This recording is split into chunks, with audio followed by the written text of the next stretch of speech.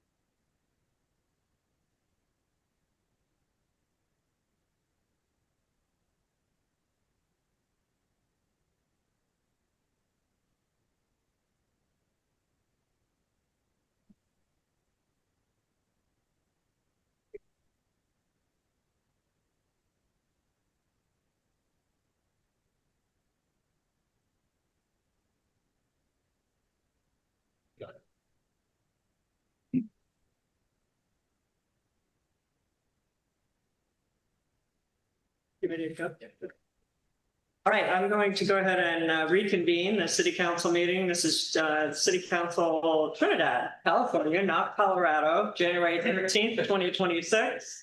And we are returning from closed session. We have nothing to report. And so let's start, please, with the flag salute.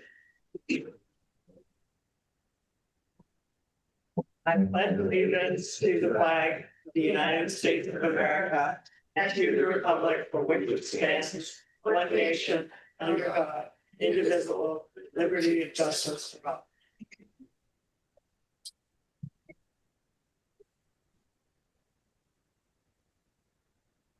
First item tonight is the approval of tonight's agenda. I'll go to the council and see if there are any changes or things you'd like to move around. Okay. Members of the public, any comments or questions about tonight's agenda? Any changes you'd like to see? All right, I'll bring it back to the council for approval of tonight's agenda. I'll move that we approve the agenda. Thank you. I'll second. Okay, seconded by Jack. All those in favor? Aye. Aye. Okay, so moved. The next item is minutes from the November 12th, 2025 meeting. So council, any questions or comments or edits for those agenda, or excuse me, minutes? Right, I have none either. Members of the public, any changes to the minutes from November 12th? Okay, bringing it back to the council then. For a motion. I'll go ahead and start this one. I'll move to approve the minutes from November 12th, 2025. A second. Okay, a second by Councilor Breckenridge. All those in favor? Aye. Aye, so moved. All right, then we're going to move on to council reports and committee assignments. So I'll start, I guess, at that end of the table with our newest council members. I don't have anything to report as of yet, but thank you. That's great. Yeah. Dax, do you have I anything? have nothing to report as well. Okay, then I'll go to Katie. Didn't have the notes with me for the last time the council met, and I said that I would report this time. So the primary thing that the Redwood Regional Economic Development Commission, REDEC, it was they had a program with every monthly meeting. They do have some kind of program, and this was about Redwood Region Rise, which it's a committee that invests in regional economic resilience projects, and they had kind of a competition going for small businesses to apply for their funds, and 13 awarded projects working to increase food security, housing. So Anything in Trinidad or did they say? No, nothing that I picked up on that had to do with Trinidad. And the latter part of the meeting is each area, each town supervisor. There's a supervisor there as well. We all talk about what's been going on in our town. I don't think I need to what I said, but Okay. I did say that Trinidad was on the map. Okay, thank you. Anything else, No, Katie? Okay. no, and John will be taking on the REDAC in January. I believe there's a meeting. Yes, at the end of the month, yes. Bryce, did you have anything? Yes, I attended the December 18th, 2025 meeting of HCOG, behalf of the city, and we had an interesting presentation from someone from the Transportation Commission about the upcoming thing over the next few years. The legislature is going to be looking for ways to possibly adopt a pay-as-you-go system for the use of our roads, because historically, the gas tax has funded a lot of the maintenance and so road system. Now that that's going down with electric vehicles going up, the state's not getting so much revenue to run things. They're looking at possible track of the mileage that you drive and then assessing the charge based on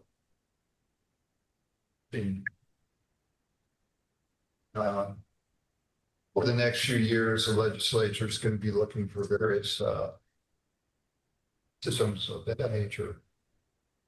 Then we amended our overall work program budget for it in more or less a housekeeping.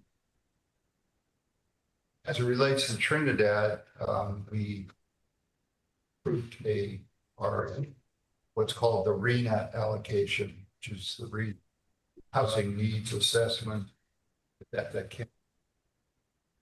county has to go through every 10 years, I think.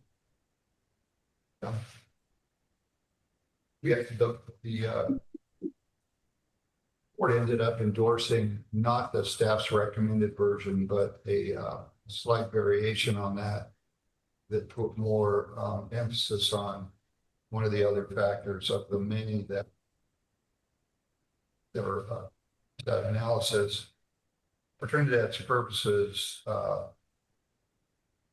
method that was selected requires us to build 3 housing units for acutely low income persons, 4 units for extremely low persons, 3 for very low income persons, 5 for low income persons, 2 for moderate persons, and 10 for above moderate income person, for a total of 27. So under both scenarios, we're expected to build 27,000 units for the next cycle, which I believe is 7 years. State is very optimistic about what every jurisdiction can do. For Humboldt County is almost 6,000, 5,962. Yeah, so places like your, obviously, are expected to take a lot more of that. So Trinidad, so that's my report for each month. I have a comment about the electric vehicles. Did they discuss at all getting tax revenue from the electricity providers? Because EVs don't go to gas stations, but they do plug into, the RCEA, for example, takes. Yeah, they appear to be more interested in number of miles driven on the road than anything. It's controversial because people that are buying, think, well, why should we have to pay? And they are, we're paying a lot for electricity now, so. But and also the DMV fees are much higher for EVs than they are for gas cars, and that's how they would recoup that cost. See, I Yeah. didn't know that.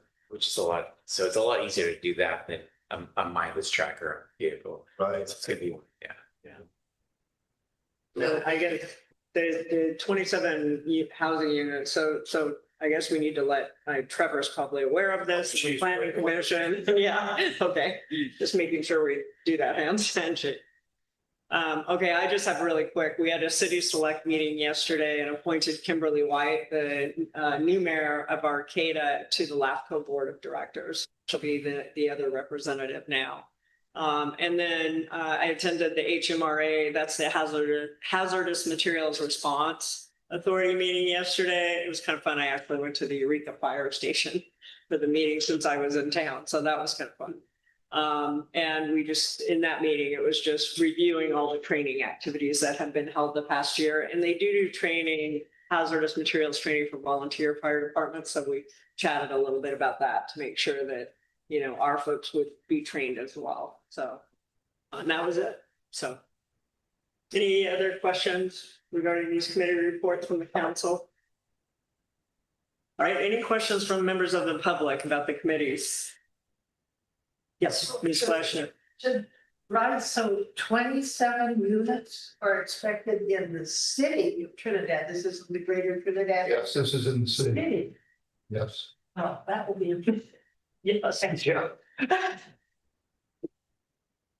Okay, with that, then we'll move on to the public safety report. Gabe, I'll turn it over to you. I know we have Lieutenant McCall this evening as well, so what works. We do have Lieutenant McCall on attending the meeting, and I'll turn this one over to him. We got stats, I believe, in the meeting packet for November and December. And all the stats and the analysis that I do each month, when I look at the stats, they generally are 3 to 1 calls inside, outside city limits. And outside city limits being 3, to cities 1. And it was a pretty short list. So November and December seemed to have a low call volume, and I'll let Lieutenant McCall speak to that. All right. Good evening. Thank you. Yeah, that's correct. I was just looking at the Trinidad proper stats. So those numbers for inside Trinidad.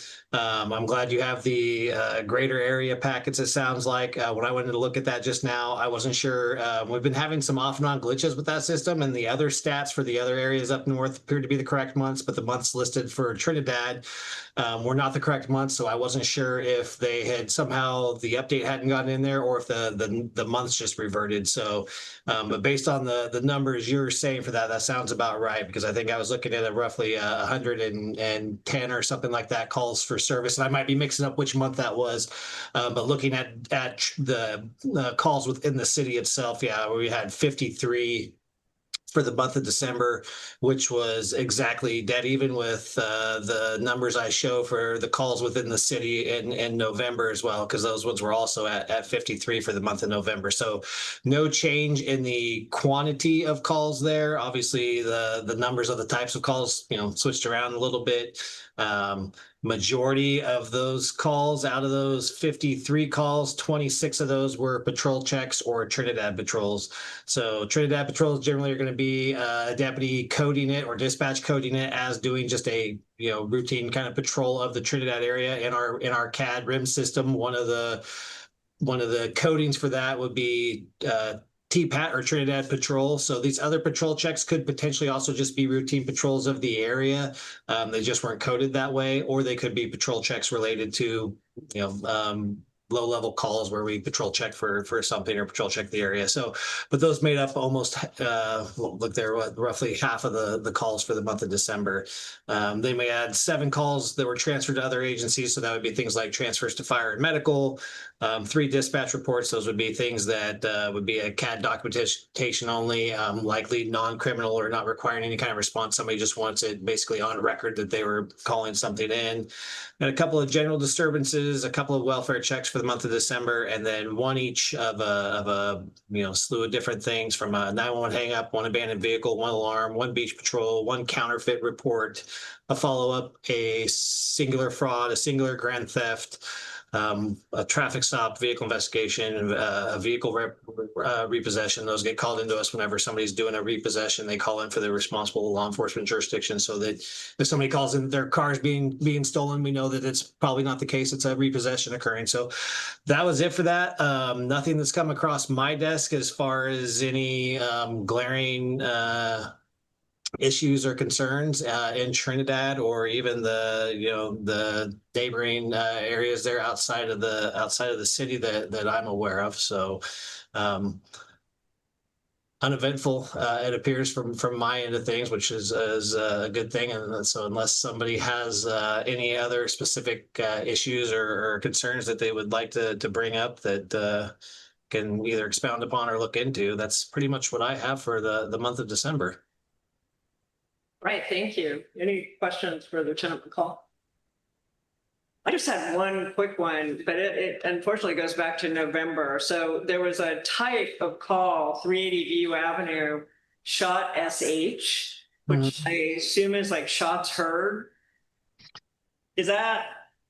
Yeah, so shots SH is shots heard. So typically, yeah. So if you hear a shots SH is shots heard versus a shots fired, which would be shots F, I believe, on there. So more often than not, it's not necessarily a gunshot. Anything that comes in that sounds like a gunshot. So obviously we get a lot, especially during New Year's or around 4th of July and that type of stuff. So it could be anything that was a loud bang. It could be a backfire. It could be anything like that that would potentially sounds like a gunshot, and we'll investigate it obviously as such until we, determine otherwise or are unable to determine the source. But yeah, that's what it would be. Okay, all right. Whereas if somebody called in and said, "Hey, I'm looking at my neighbor right now, and they're outside, they're on their porch shooting off a pistol," that would typically get as a shots fired, because we know that it's somebody firing a gun versus just a sound that sounded like a possible gunshot. Oh, okay, thank you. Yeah, I hadn't seen that acronym before, so it caught my eye. Thank you for that explanation. That makes sense. Any questions from members of the public for Lieutenant McCall? All right, I think everything is super clear. Gabe. Yeah, I don't have any questions. I just want to take this opportunity every time we get Lieutenant McCall come to our meetings, I want to take the opportunity to just thank him. I feel like every time I turn around, maybe it's a different perception. Everyone in town has a different perception, but between our Pacific Coast Security team and the sheriff's deputies themselves, I feel like they're there. They're there when I'm not looking, and I turn around and let them through town. And I appreciate Josh and his response. He's always there if I have questions. He's very accessible, and I know he's a really busy person. But Josh, I want to say thanks for that and what you do for Trinidad. But also put a good word in for Pacific Coast Security. I think it's a testament right now what this council has done in the last couple of years to implement this service. I hear a lot of good feedback from a good meeting myself. When you hear this. Excellent. Yeah, I echo that. Thank you very much, Lieutenant McCall. We really appreciate you. Oh, thank you. It's always good to hear. I think we all do our best, but I definitely do my best to be, responsive and timely. And it likewise goes both ways. I appreciate Gabe's always there and accessible when I need something, and it goes both ways. So it's a good thing. So know that the appreciation is not just one way. Thank you. All right, well, we'll let you go back to protecting and defending, I guess. Thank you. Next item is on the agenda is items from the floor. At this time, members of the public may comment.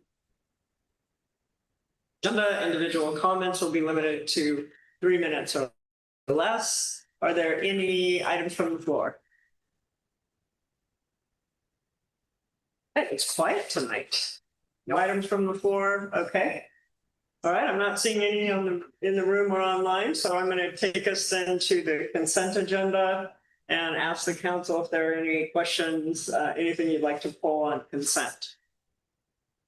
I don't see any heads shaking, nodding yes. So any members of the public that would like us to pull items from on the consent agenda? Okay, bring it back. And I'll go ahead and move to approve the consent agenda. And is there a second? I'll second it.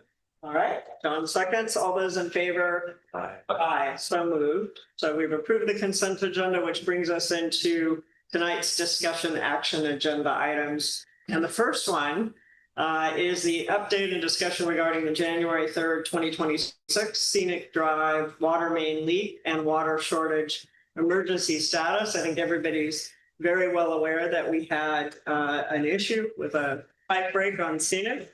And so we're going to have a good constructive discussion about kind of what happened. And I want to point out that there's no decisions being made.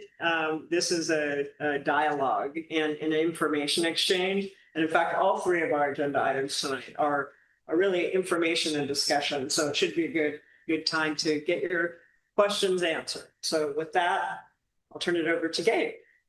Thank you, Madam Mayor. I believe in full transparency when it comes to these things. I think that we, as staff, owe it to the public to answer questions. And there's a lot of questions, especially when there's business affected.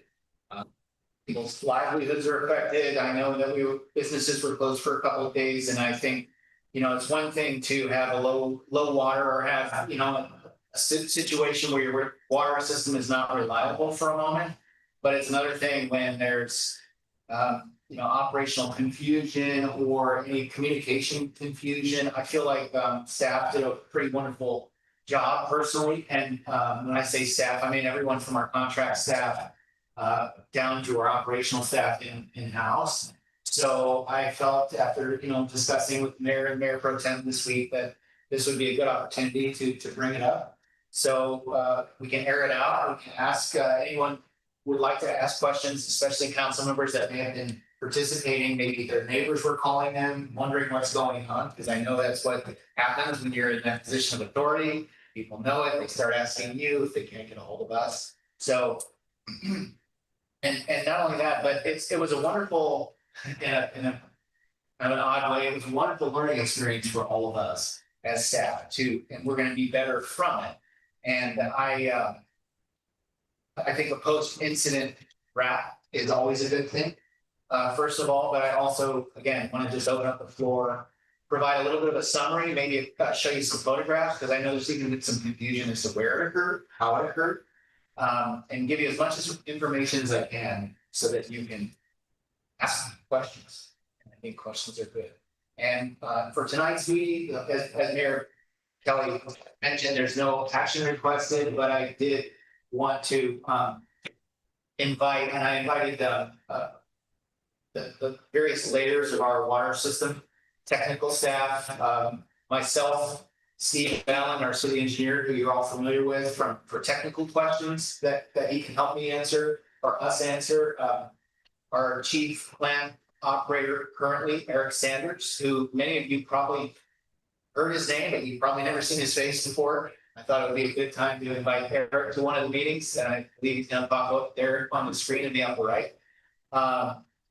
Who was also very informative, very helpful, and right there on the spot when we needed him. And then our public works supervisor, Kyle, is here to answer any specific, maybe operational questions that I can answer. So we can dig right in. And just to present a little bit of a summary, there was a water main break that occurred on a problematic section of Scenic Drive during the overnight hours of January 3rd. That rapidly drained our tanks, 400,000 gallons of little drinking water. The tanks were actually about 85 to 90%. So it wasn't quite exactly 400,000, but it was pretty close. And we're going to use that number because we also lost some water in our distributions. So once you add all that up, it's about 400,000. And it triggered the first boil water notice issued by the city in, I want to say, over 25 or 30 years. Now, the impacts of this event were significantly disruptive to the community for 2 days, extremely disruptive to our own staff for about a week, and probably still ongoing, if I'm not mistaken. But the incident further emphasizes the ongoing concerns and vulnerability of a small water system challenged by increasing costs and regulatory and environmental pressures. This discussion is intended to open the conversation, as I mentioned, with the council community and provide access to management, technical, operational staff for questions, capture feedback, identify areas that can be improved, and recognize how our staff response and community support helped rebound from the water shortage, because it was both. It was our staff, they did a tremendous job, and the community. The community also helped too. We'll really be able to see when we do our usage and loss this coming month in January. We're going to see the big loss, but we're also probably going to see at least what a week of extreme conservation, or at least an alert of conservation. 50% is how I refer to it, can help us rebound. So the leak location, timeline, and detail. So there was significant rain forecasted.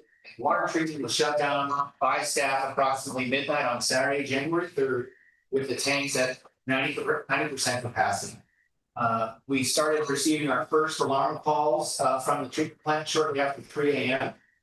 So less than 3 hours later, a warning of a distribution system issue. I don't know exactly what those codes are and how those calls come to the employees, but they're generally not, they don't tell you where a leak is at. I think a lot of people were asking, like, how did you guys not know? No, they don't say leak detected, with a GPS port. They just say the tank is sensing some irregularity, right? So the first emails, calls, and texts that I received from customers nearest the tank elevation were received shortly after 5 a.m. So a lot of things happen in about a 2 to 3 hour period in the middle of the night, when the pressure began to drop. This trend continued until the pressure drop reached Main Street just before 8. So 3 a.m. to 8 a.m., a 5 hour period, I've calculated approximately 72,000 gallons of water were lost per hour over a 5 hour period.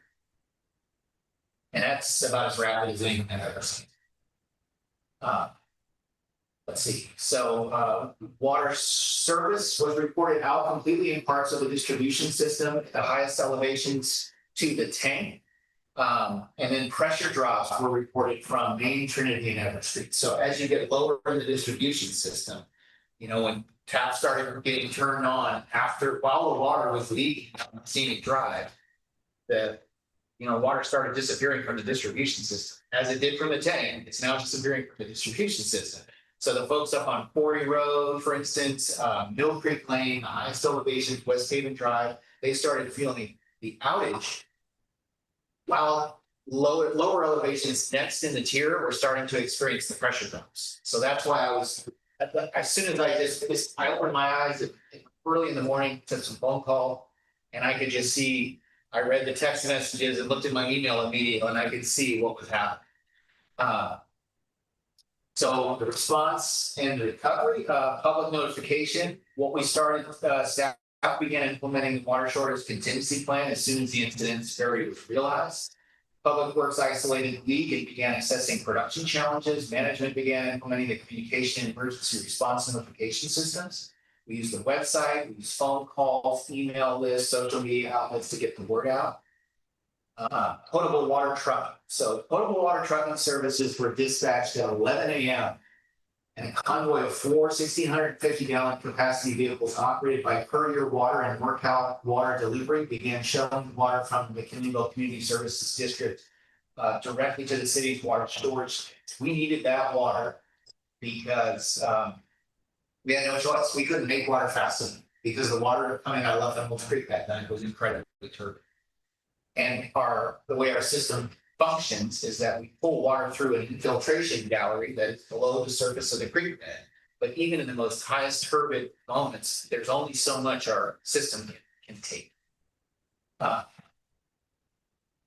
So they operated nonstop for 4 days with their last loads delivered on Tuesday when the tanks reached approximately 7 feet in elevation. Keep in mind that we have 2 tanks. We have a 250,000 gallon new stainless steel tank, and we've got a 150,000 gallon old redwood tank. And those tanks are equalized in height. They go to 18 feet tall. So by Tuesday, we finally reached the 7-foot elevation mark. And that's when we decided to now stop the truck. And also because it takes several feet, it's not a foot, I think it's about a foot to a foot and a half when we have to do a backwash of our system. So when you take water in for so long, you have filters that are getting dirtier and dirtier, and you have to then push that sediment back out because of the suction. So we need, oftentimes when we make water, we have to release water back to clean the filters to allow us to then begin production.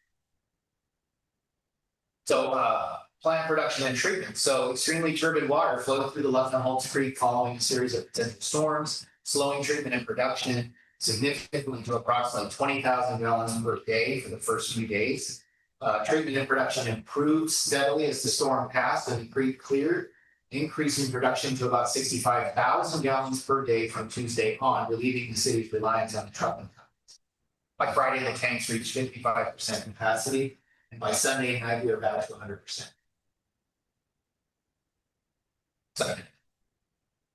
Staffing impacts of this event, Public Works and City Management worked around the clock, starting with the first sign of trouble early in the morning on Saturday. 4 shift operators rotated plant duty hours every 5 hours, 24 hours per day through Saturday. So approximately an entire week until the operation stabilized and the storage capacity reached 65%. Coordination and distribution of the boil water and high turbidity notices took a team of 5 people, approximately 6 hours to execute, from me drafting the orders with Eric Sanders' support. Duplicating them the next morning, preparing and delivering. Mayor and Mayor Pro Tem and a third council member joined Public Works and the administrative staff in the door-to-door distribution campaign that lasted approximately 4 hours. Daily updates were provided on the city's website through an emergency alert notification, and we encourage people who are listening, who are watching, to sign up if they haven't already to that notification alert system, because we send out text notifications. And I believe those text notifications were successfully delivered. But we also used our email system and social media networks that were shared by, I think, President Ted Pease, Cheryl Kelly, our mayor. Utilize social media to really get the word out, get the right information. Push notifications, I call them push. I think these are the ones that we send as a city, as opposed to just posting on the website, sharing information. The pushes that we send were messages of significance, right? So when we had a change in the stats, when we had an update to share, So they were used, number one, for the notification of emergency. So day one, Saturday morning, we realized what had happened. We sent our, using our SMS test. Second time was when we issued the boil water notice, when we realized what had occurred, and when Eric Sanders, our T3, notified us of the regulatory procedures that needed to occur when a pressure loss occurred or not. We had, at no time did we have any evidence or water tests that said that we had contaminated samples. But when a pressure loss like that occurs, and there could be a chance of backflow into the system, it's a requirement. End of story. Boil water as a precaution. Take that very serious. And then again, the third time we did it is in the boil water process. Fiscal impact. So the fiscal impact of this event, just so everyone is aware, council, is that I listed how many loads of water were required on a daily basis, and I cannot thank these trucking companies enough for what they did for us, that they do have a fee. They're not doing it out of the good graces of the department. But they did show up, they were willing, they were able, and they didn't stop until we asked them to stop. The cost of delivering 170,940 gallons of water over a 3-day period was $18,720. The leak repair on seating, we haven't received the invoice yet from GRS, but the preliminary estimate, I'm guessing, is going to be about $10,000. It was a Saturday, it wasn't a Sunday. Sunday, the price would have been, I think it would have been double time. Saturday, I think. Community business impacts. Again, this is kind of a soft spot for me because I do know a lot of the business owners personally, and I understand when an incident occurs, everybody wants to know why, how, when. But when businesses were asked to close, that I just want to remind everyone that is not a requirement of the city of Trinidad. That is a requirement of the Department of Environmental Health, who they are permitted to operate as a restaurant under the food safe and handling processes laws. So the city does what it does to issue the boil water notice, and the health department does what they do according to their laws and regulations. So reports were received from businesses that they were engaging in use of single-use disposable items in place of dishware to minimize water use during shortage. County Department of Environmental Health sent officials to Trinidad on Saturday to confirm that adequate hot water temperatures were required for food handling. This was before. This was immediately after we sent out the notification. The county sent out a team to make sure that at least under a low pressure system, that the temperatures and dishwashing capabilities, nothing that was happening at the restaurants was going to compromise public safety. That was step one. The second thing that occurred was when they had to businesses to close as a result. So the ripple effect of this 2-day incident was significant, and I again want to emphasize how well and how quickly our staff did, and that's not just from my perspective being in the heart of it, but also listening to our team. Eric Sanders, our T3 operator, Steve Allen, understanding our complex water system, understanding what happens when we have these perfect storms. And then also from Scott Gilbreth, who's our regulator from the state over in Red. He was kept informed of every step of the way. As later on down here, we're going to have to provide a report to the state, annual activities, and this event's going to be identified. In the meeting packet, I included, just for the record, so we can all remember this, and it's all in one spot, archived forever. The incidents and all the notifications that I published on the city's website. I also included the boil water notice, the boil water cancellation notice, and the turbidity exceedance notice.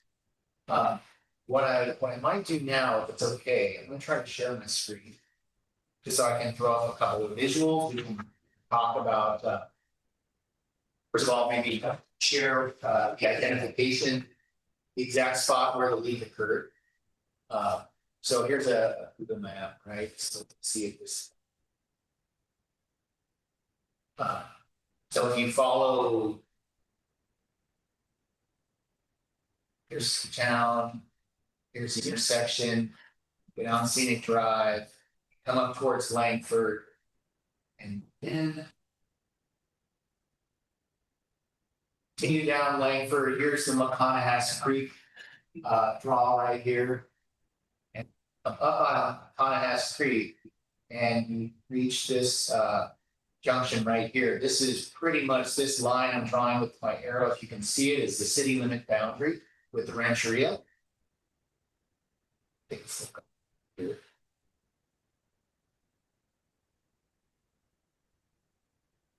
So. Right now.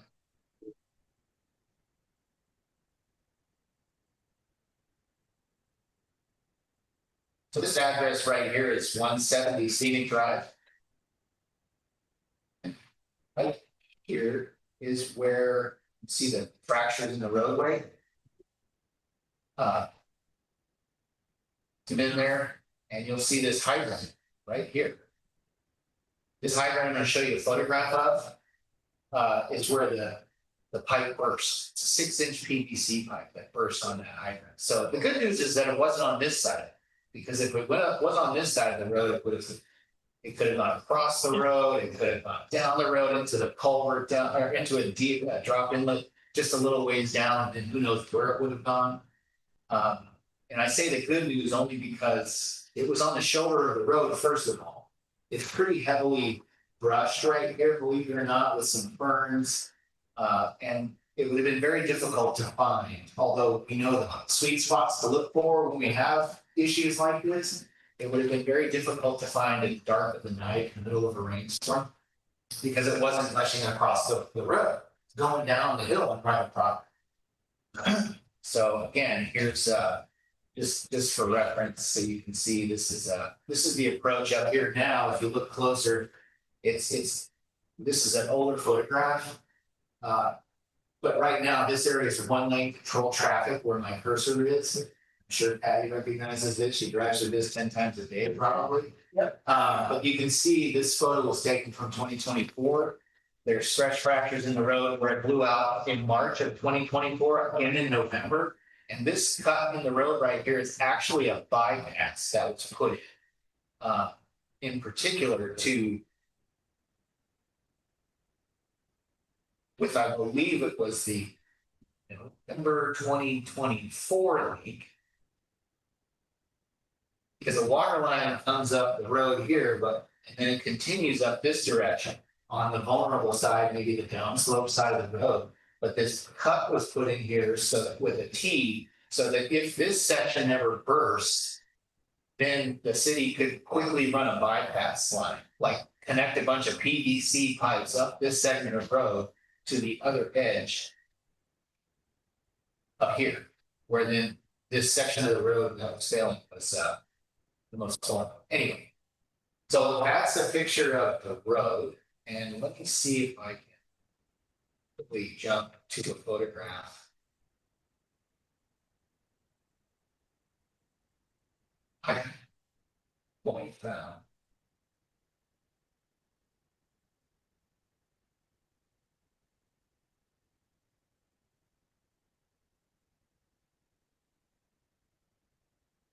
So this photograph right here is a 6-inch pipe. So put that in perspective. And I believe this is the down slope. Look. So a 6-inch pipe, and it has that's about a foot long chunk of plastic that's missing there. We're not looking at like a tiny 1-inch EC pipe, but that is about a foot long chunk of plastic, which I believe in this photograph here, I just see sitting on the ground. Leak pile, is that right? Yeah. Yeah. So when this thing burst, that's a lot of ground on the roadway there. It just kind of made its way down slowly.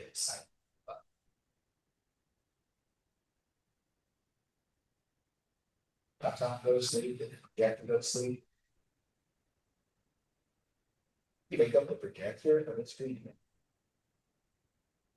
Just the projector and not the online. So just stand by, everybody. We're having a technical difficulty with the Zoom projection in the room. Laptop still? Yeah. Standby. Sure, that's all. Okay, here we go. Fire that back up and bring everybody back.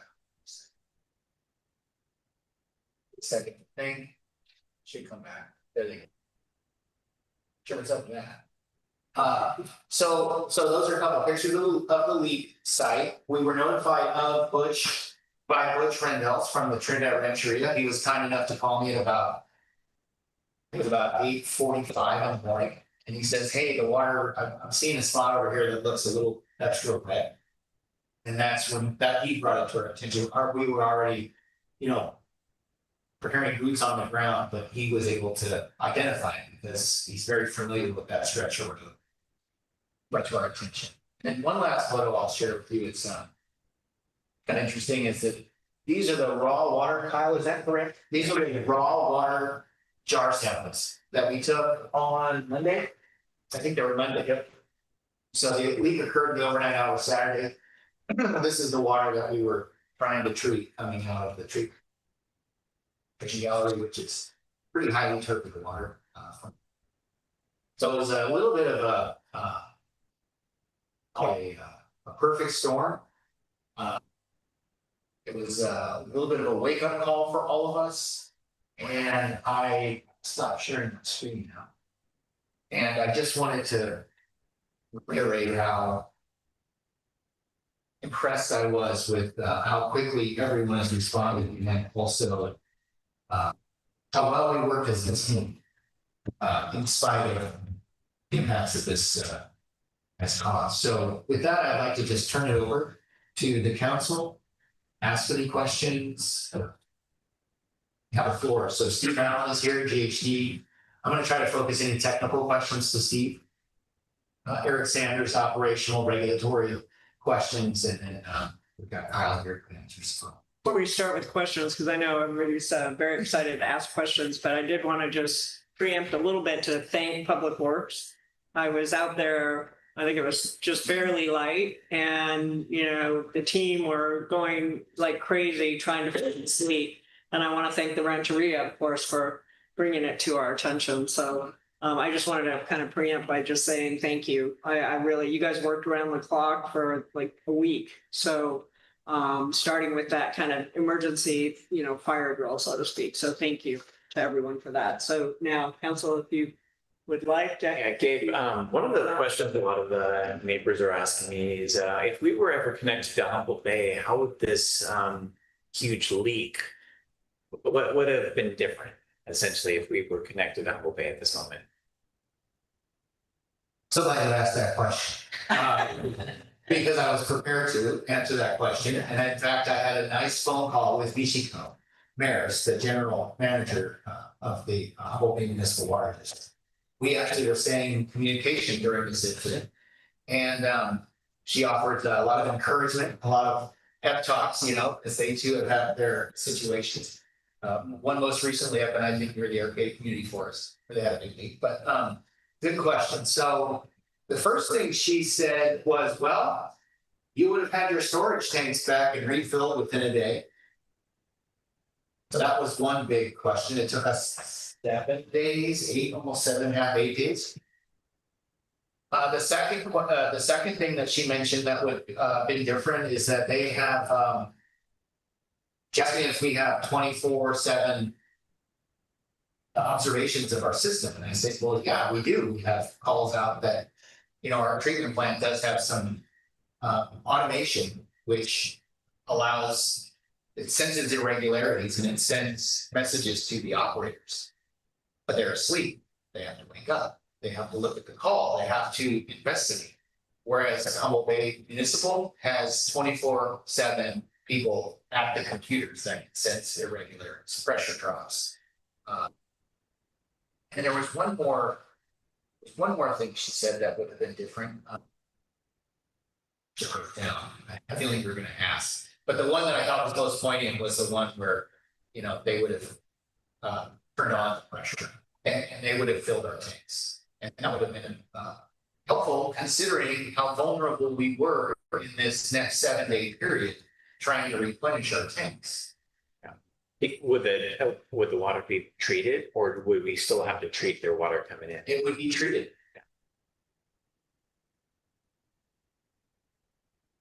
right, other questions from the council?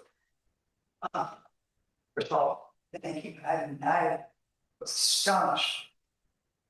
Efficiency and commitment. And hats off to Mayor Kelly as well, up at the crack of dawn. I have two specific questions. You mentioned it was 18,000 for the in water. How much for the water that ran down the hill? Well, the water that ran down the hill took power to produce, right? So energy costs to pump it up to our storage tanks. Chemicals and the polymers and the chlorine. I don't have an exact number for that. It was. I wish I could answer that. I can't, but It's lost revenue to this city. yeah, lost revenue. And, you know, at this point, we don't have any evidence to believe that the water that ran down the hill across private property did any damage. But that is a very significant concern still to this day. So it just happened to take the right path. I'm not saying it didn't, and I can't say for a fact that it did. That is something I'm investigating with the current homeowners down there. In fact, one of them I called, it's a friend of mine. I said, hey, you notice any waterfalls, you know, in your backyard? And he's like, you know, I haven't left the house all day. I gotta go take a look. And he sent me some photographs for the record of what had occurred. Debris flow mainly, not heavy mud flow or anything, but just enough debris that was moving its way down a path. But yeah, the staff time, as you can see, took 7 days to replenish the tanks. On a good day, we probably could have done it in half, maybe 4 days, 5 days, not 7 or 8. We wouldn't have lost those first 3 days of, our first 2 days of very extremely low production while we were fighting that turbine. Wow. So, but had that storm continued for 3 days, 4 days, be a different story. I have a few questions, but Bryce, did you have something? The graphics were very helpful. There is, you know, where. Yeah, and all that, I really appreciate that. Engineer, also the question is, where the pipe actually broke, was that because of the geologic instability of that region, or was it plastic fatigue situation where it just couldn't take the internal pressure? We have the insight into what exactly went wrong there. Steve, did you get that question? Yeah, I believe so. We were a little muffled, but I think I got the gist of it. I'll try to answer, and if I didn't address something, let me know. We're not exactly sure. We haven't gone through and tried to do a analysis of exactly what broke. That is an area that's pretty unstable geologically, as the photos that Gabe was showing from Google Earth. We know that there's issues up there. The Rancheria is currently being proactive on trying to address some of that instability, and City and Rancheria has worked together on those items on Scenic Drive for years. So it is in an area of instability. The spot exactly where the pipe broke near the hydrant didn't overtly look like it was unstable, but that can translate through a pipe if a different part is moving. So whether it was a slight material deficiency of the PVC pipe or related to some of the geologic instability is not 100% certain. It's like it would probably be one of those two things. So those would probably be the two most likely, but yeah, there are. It's hard to tell without doing a kind of a forensic analysis of it, and I don't know if that's warranted or not. But it's it's unclear exactly what caused it to begin with. I'm really interested in try to learn as much as I can about the system. One question, which side of the road is the main line on? Which side or the It actually, and Kyle may be able to verify that more than I, but that's an area where it switches from one side to the other. And we have had some problems in that area, and that's one reason why that kind of that emergency bypass was put in place in case the slide happens again before more permanent repairs are made. Okay, is it worth considering or exploring whether some maybe is put from the main line can move a little bit if the road is, stable there? Do they make a flexible water line for that? It's a good question, and I think that should be looked at more. There's not necessarily a full flexible water line that could be put in place. There are some things like HDPE pipe has more flexibility than a rigid pipe. You can put in PVC pipe with pipe constraints that hold it together. You can go to a heavier duty material like ductile iron and clamp those together. But those are also, all rigid pipes. And if the land moves in an unstable area, then things can still break. They'll cause stress and things will break somewhere. So I think it's worthwhile looking at that area more as to what could be done in the future, but there's not really a, simple magic answer that we should put a flexible pipe through that whole area and that would solve it. If the earth moves very much, it's still any type of pipe system is going to be likely compromised.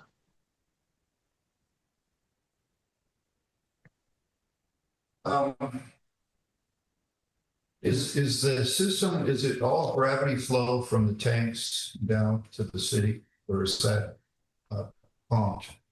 No, it is a gravity fed system. Okay. And do both tanks drop at the same rate, essentially? Correct. They are connected, so essentially they're dropping it at the same rate or the same elevation, right? When the water surface is dropping, it's dropping the same in both tanks. Is the bigger one or the smaller one further downhill towards the city? The smaller one is near the outlet. The tanks are literally at the same elevation. The water is fed into the new tank, feeds into the older, smaller tank, and then out down to the city. Yeah. What I'm trying to picture is if there's a way to, in the future, if we have a similar problem, to not lose both tanks. In other words, further downhill and way to, once we realize that the leak is bad enough that it's going to take out both tanks, to essentially close the valve between the tanks so that we don't lose them both. Correct. And it's a good question. And it's something that we've been talking internally with staff. And part of that is likely part of the second tank replacement project, where there's been discussions about trying to actually run power up to the site. Because right now and historically, there has been no power at the site. So to have any kind of automated valves or valves that could be closed through SCADA, that requires power. So that's something that has been on the board for discussion, and we're still having those conversations and trying to figure out what the best approach would be based on this. But could you just have a manual valve between the two tanks that the operators could just shut?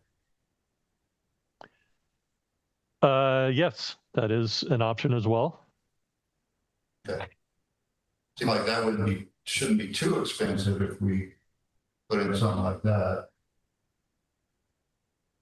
I believe that there is and Kyle, again, you can correct me if I'm wrong on this. I believe there is a manual valve already between the new and old tank. I think the challenge is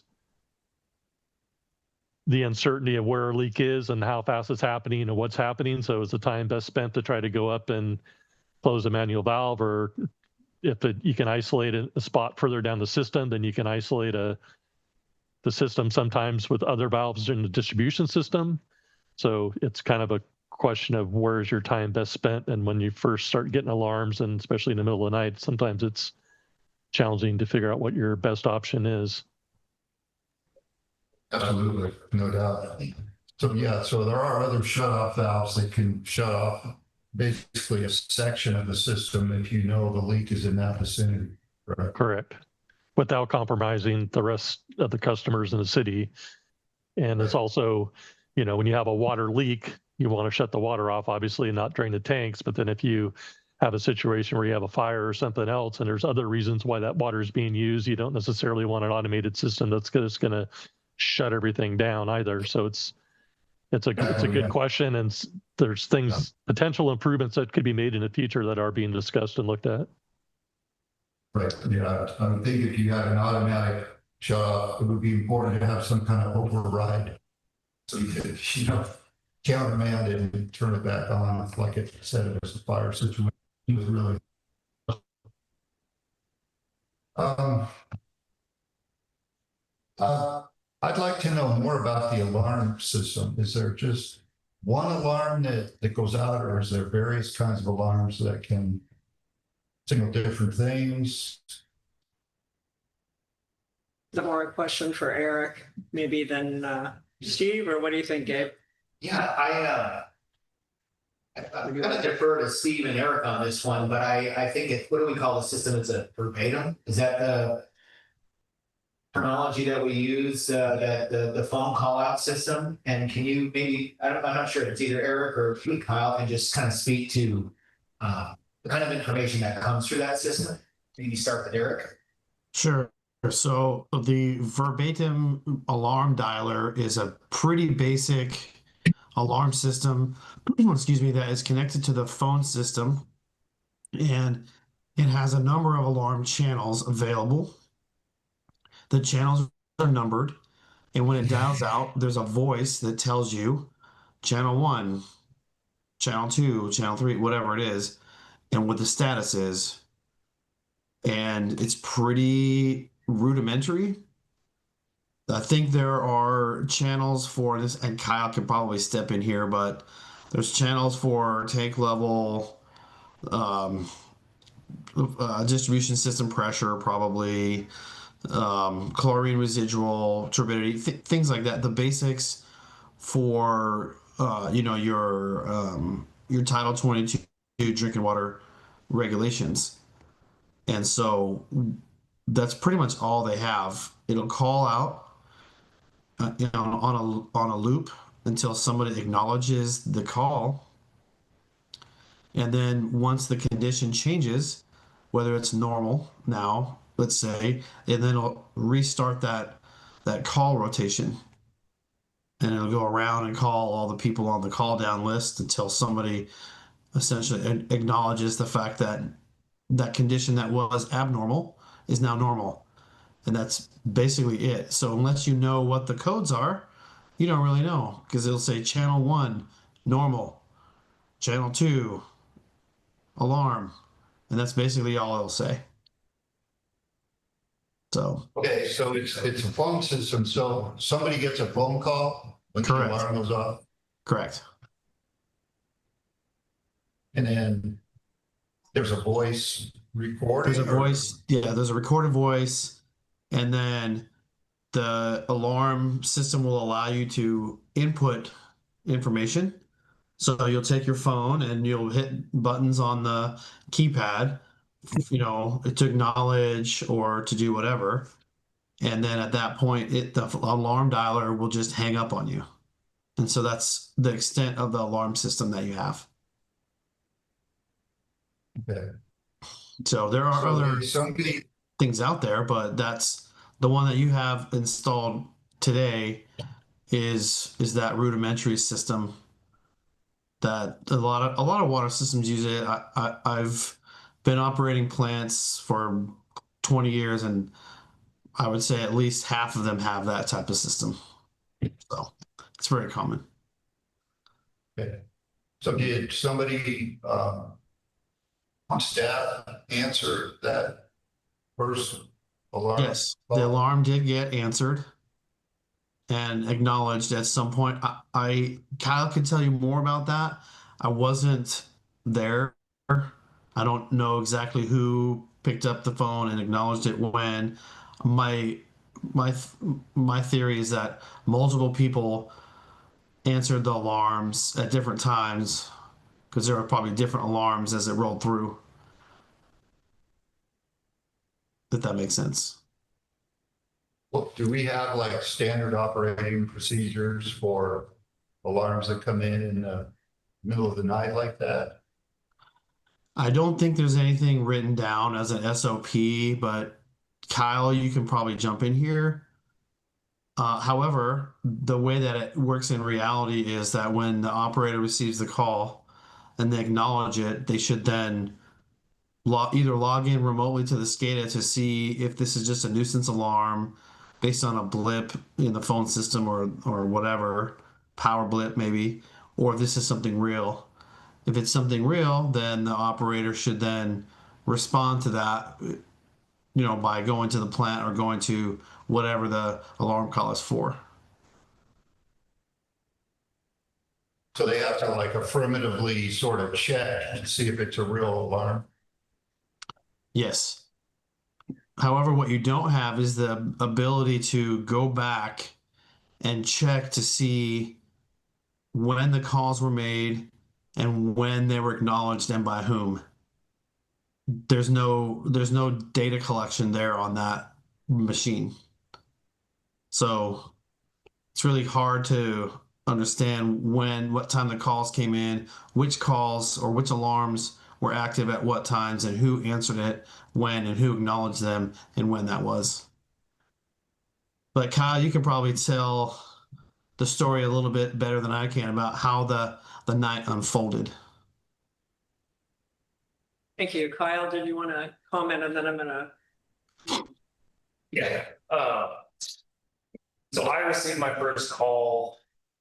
It was right around 7:30 from Derek. The first two alarms that I got were at 3 a.m. and 3:30. So I was not on call that night, and the first alarm that went off was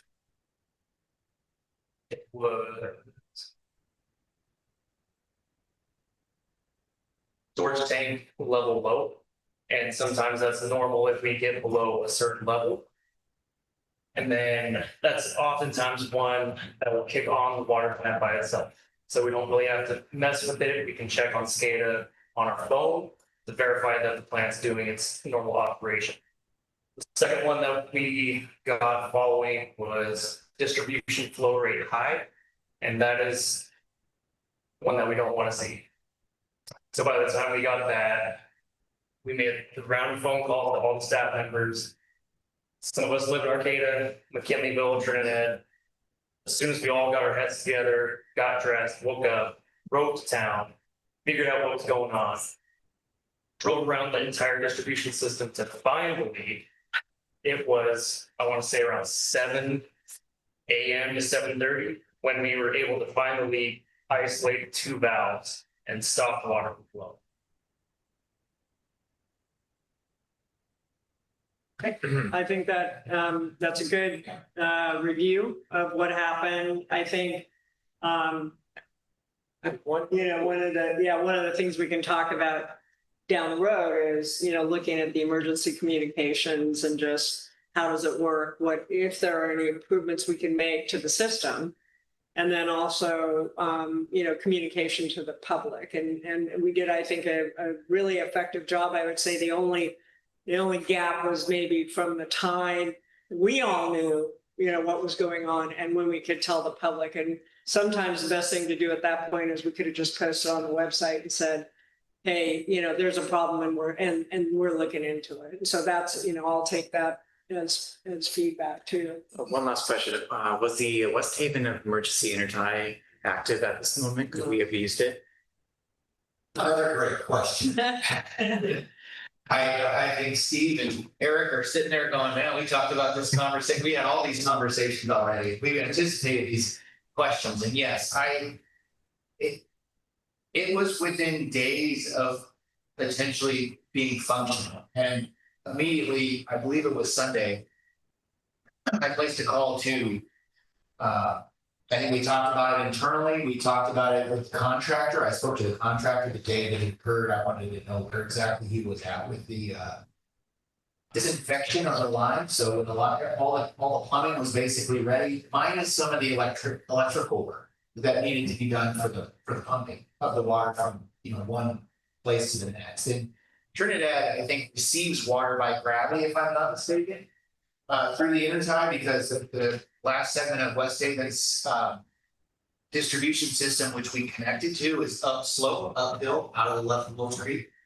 But when we go the opposite direction, we pump it.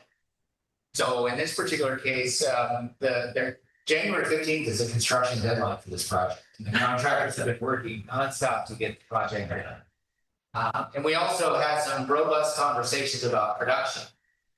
For instance, the MOU between the intertie between the city and the West Haven community calls for I think a 20 to 40 gallon per minute availability of that water in an emergency. My calls to West Haven's operator, Paul Rosenblatt, the general manager over there, he said on a good day, we can probably give you 20 to 30,000 gallons of water per day. That's about all we're looking for. So just to put that in perspective, on a good day, Trinidad pumps about 60 to 70,000 gallons of water. And I think currently right now at 150,000 cubic feet per month consumed, my math says that that's about, we're using about 50,000 gallons per day. So if you think about the 30,000 gallons, West Haven has about 100 customers less. So where that 30,000 gallon number came from West Haven probably has to do with what Mr. Rosenblatt felt their system could afford, minus what they're consuming. So we're able to produce 20,000 more gallons than we consume every day. So that can be a benefit to us. Whereas they probably are unable to do as much. So we calculated that if it was functional and operational, about 20 to 30,000 gallons. And that's equivalent to about 1 foot in our tank. So every foot in that 18-foot tank is about 22 to 25,000 gallons of water, which in a highly turbid situation, we would put that water in our tank and we would have to spit it right back out for a backwash cycle. So, and I believe we were able to get that amount of water from the trucking companies within 5 hours. So that helps. And that was great that the trucking companies are available to that place, of course. I just had a couple of quick questions. So I think we kind of covered the root cause and prevention, and I know I think there's a long-term plan that we have for scenic, right, to do a bypass or change the structure of the distribution system on scenic because it is so active. And so we talked about that a little bit. We talked about redundancy. So the interties, there's a discussion about whether we should have an intertie to the Humboldt Bay Municipal Water District, but that's a separate topic. I think the communications we just talked about, fiscal strategy. So it is costing the city money, but we did have an opportunity, I think maybe through Cal OES, potentially we might, I don't know if there's an opportunity to get some money back. That might be an interesting thing. And then I guess the last thing I had was turbidity. So there's a turbidity bottleneck, right? And I don't know, and maybe this is a question for the engineer. Is there a capital improvement path that would, improve the system so that turbidity isn't such a big problem if we do have to refill quickly? So I think the first four we've kind of already talked about, but maybe you can comment on the turbidity challenge. Yeah, Eric, Steve, just bring in on this one. We had a nice conversation, I believe it was yesterday, about this exact concept and improvements to the tank, to the infrastructure of the city's water treatment plant that would make handling that water even easier. I think there was a big move in improvements in the system back in I want to say it was about 2014, 15 to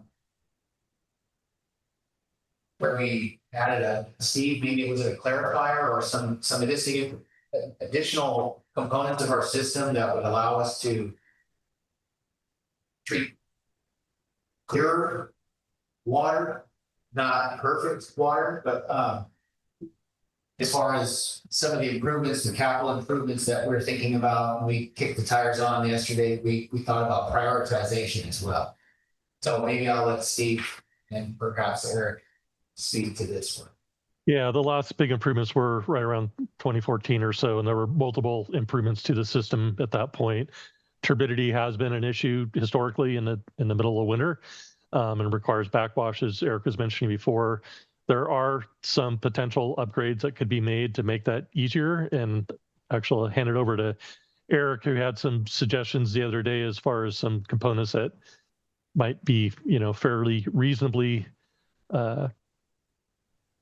implemented in order to help that situation. So, Eric, give it to you. Sure, thanks. The first thing is I just want to say that the turbidity exceedance notice was issued because of the fact that the backwash tank and the backwash system that you have there isn't large enough. So because the water plant is normally offline during these large storm events, it's not really set up to run when the source water is very muddy, which was the case. And so in order for the water plant staff to make adjustments to the chemical feed system and sort of troubleshoot the pumps and all that, they had to produce water and send it into the distribution line that goes between the water plant and the storage tanks. That's not normally done. What's normally done is you would take that filtered water and push it into the backwash tank for recovery later until the water plant turbidity, chlorine residual, and all the other Title 22 requirements are met. Then it gets sent to the distribution system. Okay, so the first thing I would recommend is to do an upgrade to the backwash tank, maybe add a second tank, and also upgrade your chemical feeds with maybe another type of heavy coagulant that is more suited for heavy turbidity source waters. That's relatively inexpensive. You could probably get away with that for $50,000-$60,000. I know it sounds like a lot, but in the grand scheme of things, 50,000-60,000 is relatively inexpensive to have the surety that you're going to be able to produce water in an emergency situation when you need to. So Yeah, that would be the first thing I would recommend. Right, that's the top priority. After that, there's a host of other things you could do, like install extra loops in your distribution system. You could add other storage tanks at other locations that are high in elevation. You could add extra inner ties specifically to Humboldt Bay. I would recommend that. And then also, of course, a complete plant upgrade or replacement. That's very expensive, and you probably don't have the money to do that anytime soon. But, in the long term, 10, 15, 20 years down the road, that plant's going to be ready for a replacement. So. All right, thank you very much. I appreciate you giving us kind of a rundown of things that we should look at, because I think that's what everybody's looking to do now, is improve the system and avoid, emergency water shortages, but also the stress and strain on staff and everything else. Yeah, the water plant, it works well, and all that, but it really is like 1960s or 1970s technology for the most part. And so there are other technologies out there, and Steve, I'm sure you can think of a handful of them that would be much more compact, much less expensive to give you a brand new treatment plant, probably smaller than a 20-foot shipping container, that would double or triple your production capacity, that are relatively inexpensive. But I say relatively, like 200,000, 300,000, 400,000, something like that, for like maybe 100 to 150 gallon per minute plant. So, Okay, thank you. sure, thank you. I think at this point, we should go to public comments and questions, so we have time to get that in, and then I'll bring it back to the council for any final thoughts. So let me just go to members of the public. Ms. Hostler-Carmison, I see you have your hand raised. Please go ahead. Thank you, Mayor. I appreciate you calling on me. I have to jump off the call in a few minutes for another appointment, but I just wanted to, on behalf of Trinidad Rancheria Tribal Council, we're very appreciative of the hard work that Gabe and your crew did. And we did work well together, and there's a lot I could say, but I'm going to save it for the government to government consultation meeting on Friday. What I do want to say with the public here is that Trinidad Rancheria has put out to bid a emergency scenic drive repair project. It's out for bid right now in the Humboldt Builders Exchange. And the area that Gabe was showing that is failing further up from where the water hydrant leak occurred, the water leak near the fire hydrant where that occurred is further up where it is a one-lane road and coned off right now. But we're going to be doing a soldier pile wall to stabilize and try and stop the movement. And we do not have any plans to do any upgrades to the water system. That's not part of our project. It's specifically to stabilize the roadway. But we will be opening the road up. It will be one-way traffic with traffic lights, stop and go. And there may be things we find as part of that excavation to build a soldier pile wall. So we can talk more about that as well at our government to government meeting.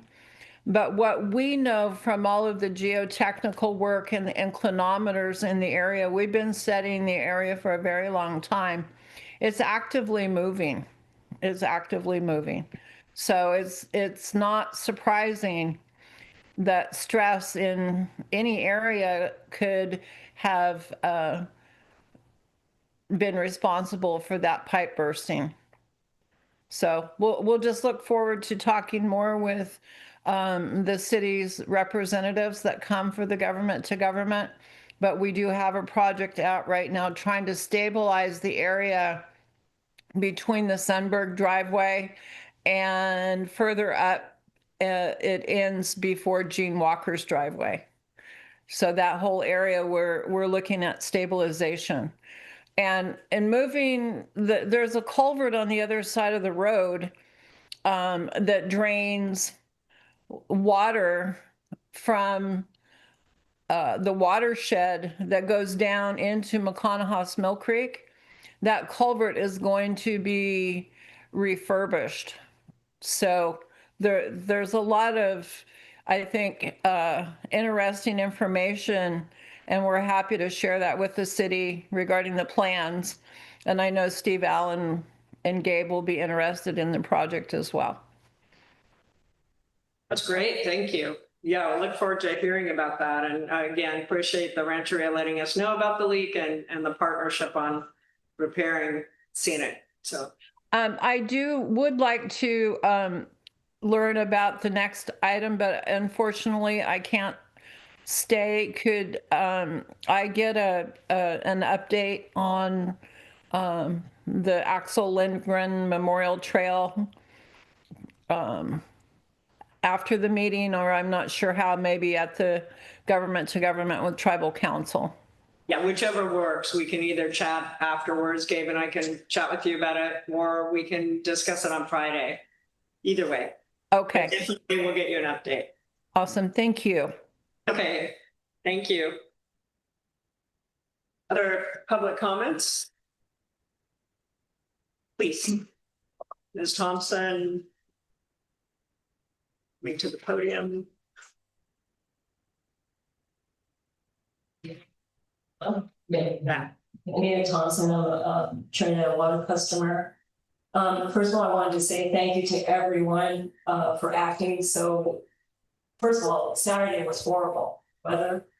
That part, it was a wind and rain and all of you getting out there and doing what you needed to do to make this happen for the customers, for the businesses, for the school.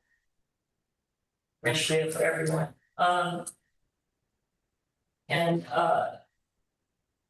I felt really badly for everyone too. I mean, of course, we were affected, but I felt badly for the city workers and everyone that had to, go through this crisis. And then special thanks to Public Works Supervisor Kyle Shipman and his team getting out there and that weather, not sleeping, phone ringing off the hook, and also concerned for their safety, driving around with no sleep and working in that weather. I appreciate the city manager, Gabe, with your transparency and detailed explanation and bringing in all the experts here, Steve Allen and Carl Anderson, to answer questions. I appreciate the what if analysis. For example, what would happen if the West Haven intertide wasn't working, was implemented, and how that would affect us. Friday night, I went to a friend's 70th birthday party in Arcata, got there early, and saw Arcata on fire, downtown Arcata on fire. The celebration was wonderful. Very sad about the fire. I'm also coming from the campfire, so I'm a survivor of that. And then I did really appreciate when city manager gave in the emergency, sorry, I get a little emotional. The notification letting people know that not only to be water wise, but to be fire wise, because I'm always thinking about that, And then when also reading that if there was a fire, we would have to get the water from the fire hydrants in West Haven. That was very concerning. And would that have been for also, the question is, would that have been for 7 days or 5 days approximately, or? At least half. Yeah. And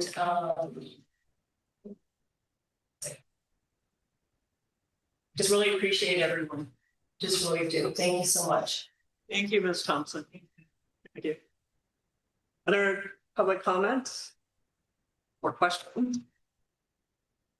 All right, I'll bring it back to the council. I don't see any hands raised. I'll bring it back to the council for any, excuse me, final thoughts. I just had one quick question for Gabe. I was kind of interested in the 50,000 gallons per day that's used by Trinidad. Off the top of your head, do you know how many residential hookups we have off our water system and maybe how many commercial hookups? That's a really good question. I should have known. That's good trivia. It's good. Something that I look at on a regular basis. I would say we have 323 customers. Okay, so 323 connections. I think it's closer to 1,000 hookups though, because I think it's 1,000 people using the water, but we have 323 actual meters that we go out and read. Okay. So of that, we've got a very small commercial sector, but I think the way I understand it correctly is that we have to be careful. I might have to get back to you on that one. There's a statistic that basically, like, I think it was in our water rate study that said X amount of our water, the majority of our water was used by the larger users. Even though the larger users only make up like 25% or less, and the 75% are residential customers. So I think it's like 75% of our water is used by 20% of our customers. So it's it's in the rate study. We can pull that data. Yeah, okay. Really good data. Yeah, it's a good thumbnail sketch of what we were dealing with here. So thanks. Yeah, I mean, one comment I would make is it would be great if everybody ate local for the next week or so, go to the local restaurants, shop at Murphy's. I mean, maybe we can get the word out that, we can help recoup some of those losses because the losses were big. The other thing I realized too, a CERT team in the room, the Community Emergency Response Team, and we're going to hear from them later this evening, is we could utilize them in emergencies and some of the door-to-door work that the council did, putting the notices out would be, something that would be perfect for the CERT team because that's why they're here. So we should always think of them in our plan. Right, other last thoughts, and then we're gonna move on. Yeah, thank everybody for the technical information and stuff that we better understanding. Process and more. The old saying, an ounce of prevention is worth a pound of cure. I think applies here on what we can find to be able to isolate our 210. If this ever happens again, take a measure to prevent full tanks from draining, much better tactical position to deal with the water through. Anyway, I know there's going to be a lot of good minds working on it. So, and thanks everyone for your input. Right. I'm going to go ahead and move us on to item number 2, which is an update discussion regarding the Axel Lindgren Memorial Trail repair, Coastal Commission CDP appeal status, agency roles, procedure, progress, and timeline. So this will be a good, again, an informational discussion about what's going on with the Axel Lindgren. All right. I'll turn it over to you, Gabe. Thank you, Madam Mayor. So I'm going to borrow from a little bit here from Trevor's staff report, but I'm going to pull her in also on this conversation. We've been meeting called the Axel Lindgren Memorial Trail Working Group since I believe it was October. But the reason I'm bringing this before you today is because we didn't have our meeting in December. The last time we talked about this in public was, I believe, during the appeal process, September. And although I've been giving some detailed reports to you either by email on progress and the intensity of these discussions that have been occurring, I know Mayor Kelly may not be here next month, may not be attending the meeting. So as a full group, I felt like, a lot can happen in a few months, in 4 or 5 months, time flies. And it'd be a good idea to just bring it to speed. Second reason why I thought I could bring this to your attention tonight and have a discussion about it is because I've heard a lot of comments over the course of the last month or 2 of my participation in these meetings, actually it's 3 months now, that gave me kind of a cause for concern, specifically with regards to how this body, our council, is approaching this subject. And I just wanted to put in one place in this meeting packet, for instance, just the agreements, first of all, the settlement agreements that all point to various steps in this process, how the trail was built, just to add a little color and enlighten our council as to, some of the history of how we got to where we are today in terms of, where that trail came from, how it's been maintained, the various agreements and settlements and management plan that have all, we can't forget. I should say. Also, because I invited Melissa Kramer from the Coastal Commission here, because again, this is an appeal that we are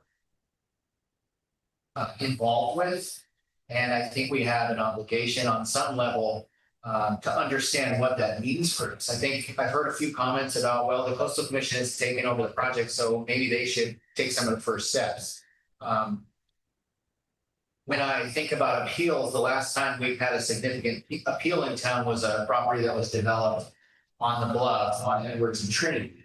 And that property was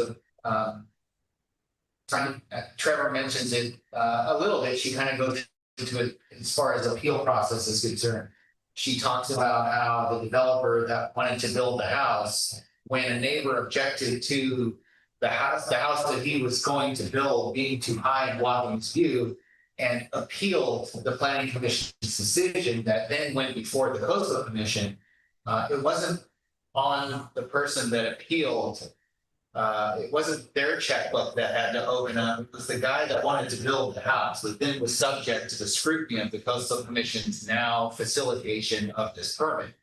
Right, so it didn't go away. And I asked Trevor, we've been brainstorming different ways to bring this conversation up that doesn't get us too deep into the weeds on the exact things that are going on behind the scenes, because we don't necessarily have design. We're approaching those concepts in our G2Gs theoretically. But we are hoping to reach some consensus moving forward and understand, what everyone's needs are. But then at the same time, I think a lot of us haven't walked down that trail. We haven't seen that trail. We may not even really understand what's happening along the closed portion of that trail. So I don't know. I like making good decisions. And I like to see decisions made with good information. So I thought I would just use this opportunity today as a reminder, putting these documents in one packet, and also, we'll be able to share this information with our friends who we will be meeting in these CBG meetings. We can point them to this document and say, here's where we're at, but we're coming to you to talk more about the subjects. So with that said, I think I'd like to maybe turn over to Trevor, if she could support me on this one a little bit, maybe fill in some of the maybe talk about some of the documents that are included in this packet material, including the frequently asked questions, the FAQs for the appeals and how they work at the coastal commission level. And then at some point we can invite Melissa to say a few words about her expectations with this process, maybe a little bit about timeline. But I guess I'll turn it over now to Trevor and let her elaborate a little bit on what we've included in the meeting. Sure, thanks. So yeah, this, unfortunately, this isn't, a real straightforward appeal process. I think one of the things I pointed out in there is that, the appeal is somewhat complicated by the fact that this is a public trail. Closure of the trail also requires a CDP. And so the city's kind of stuck in a difficult position where we can't just withdraw the project if we decide we don't like it or, don't want to continue moving forward with it, because then we'd still have to process a CDP to close the trail. And that would likely be appealed as well. So I think that the current process is probably the most efficient at this point. Coastal Commission has, taken on the role of a facilitator to try and come up with a consensus on a plan for reopening the trail. I think another important point is that we're looking at a phased reopening plan that is fairly similar to what the City Council approved in May. The primary difference is the first phase of the trail, where the City Council approved the cable steps and reopening in the existing alignment. Right now, the working group, we're looking at a partial reopening, so the upper approximately third or so of the trail to the first landing, that would be a vista point.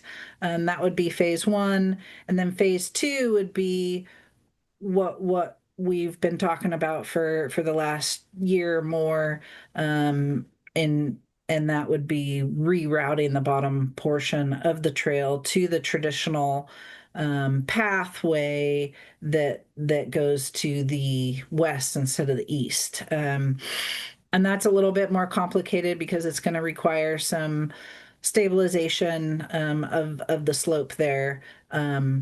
But the cable steps wasn't necessarily that's going to be subject to erosion as well. So, and I think one of the keys is that Coastal Commission staff would like to permit both those phases as part of this appeal. So we're not just looking at, partial reopening and then what? It would actually be both phases, permitting the actual reopening of the trail in the new alignment, with responsibilities and timelines and various requirements to make sure that process continues, and the studies get done and the design and all that gets done. So I think, the process is moving forward. Obviously it's, holidays kind of get in the way of being able to meet and being able to get all the various parties together.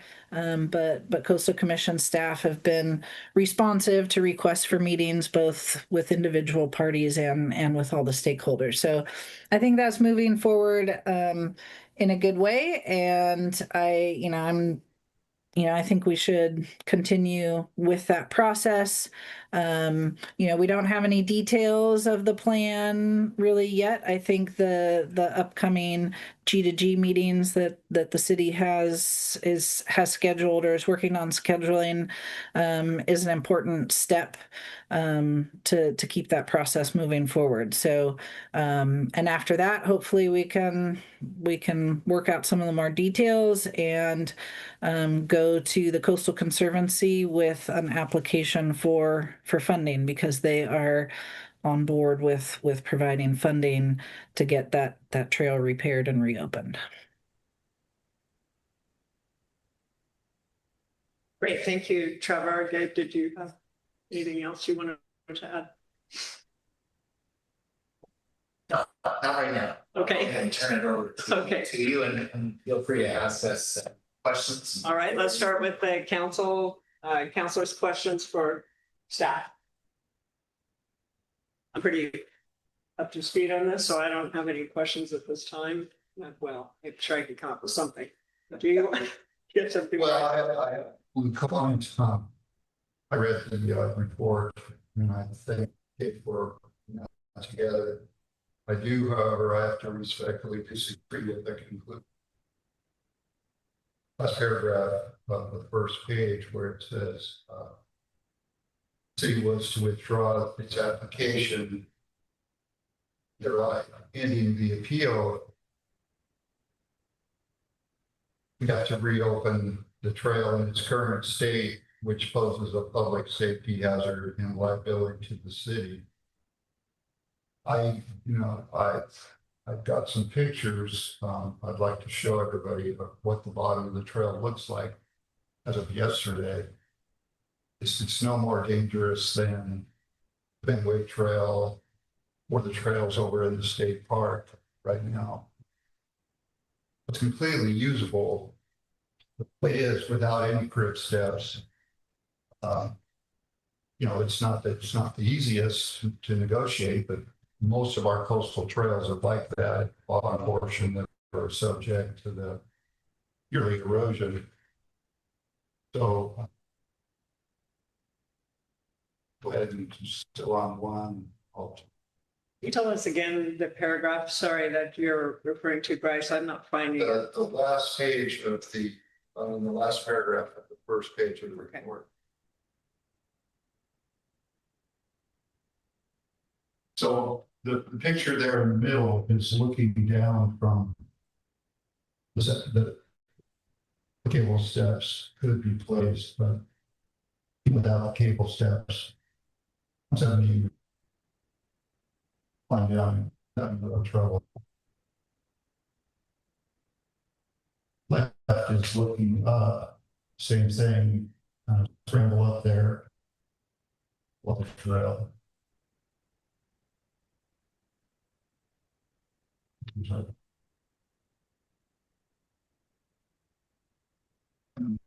Yeah, that's just another one.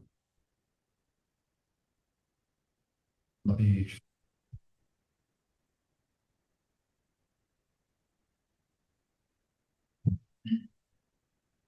And then this one shows the one on left shows the vegetation barrier that exists near right where the top of the cable steps would be.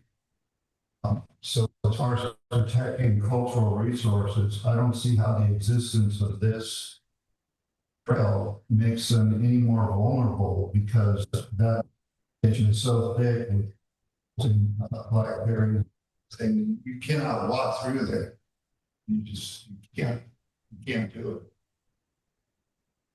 So I don't really understand the rationale that says that we have to close this trail in order to protect coastal resources. Cultural resources. They're just as vulnerable from when you get down to the beach, there's opportunities.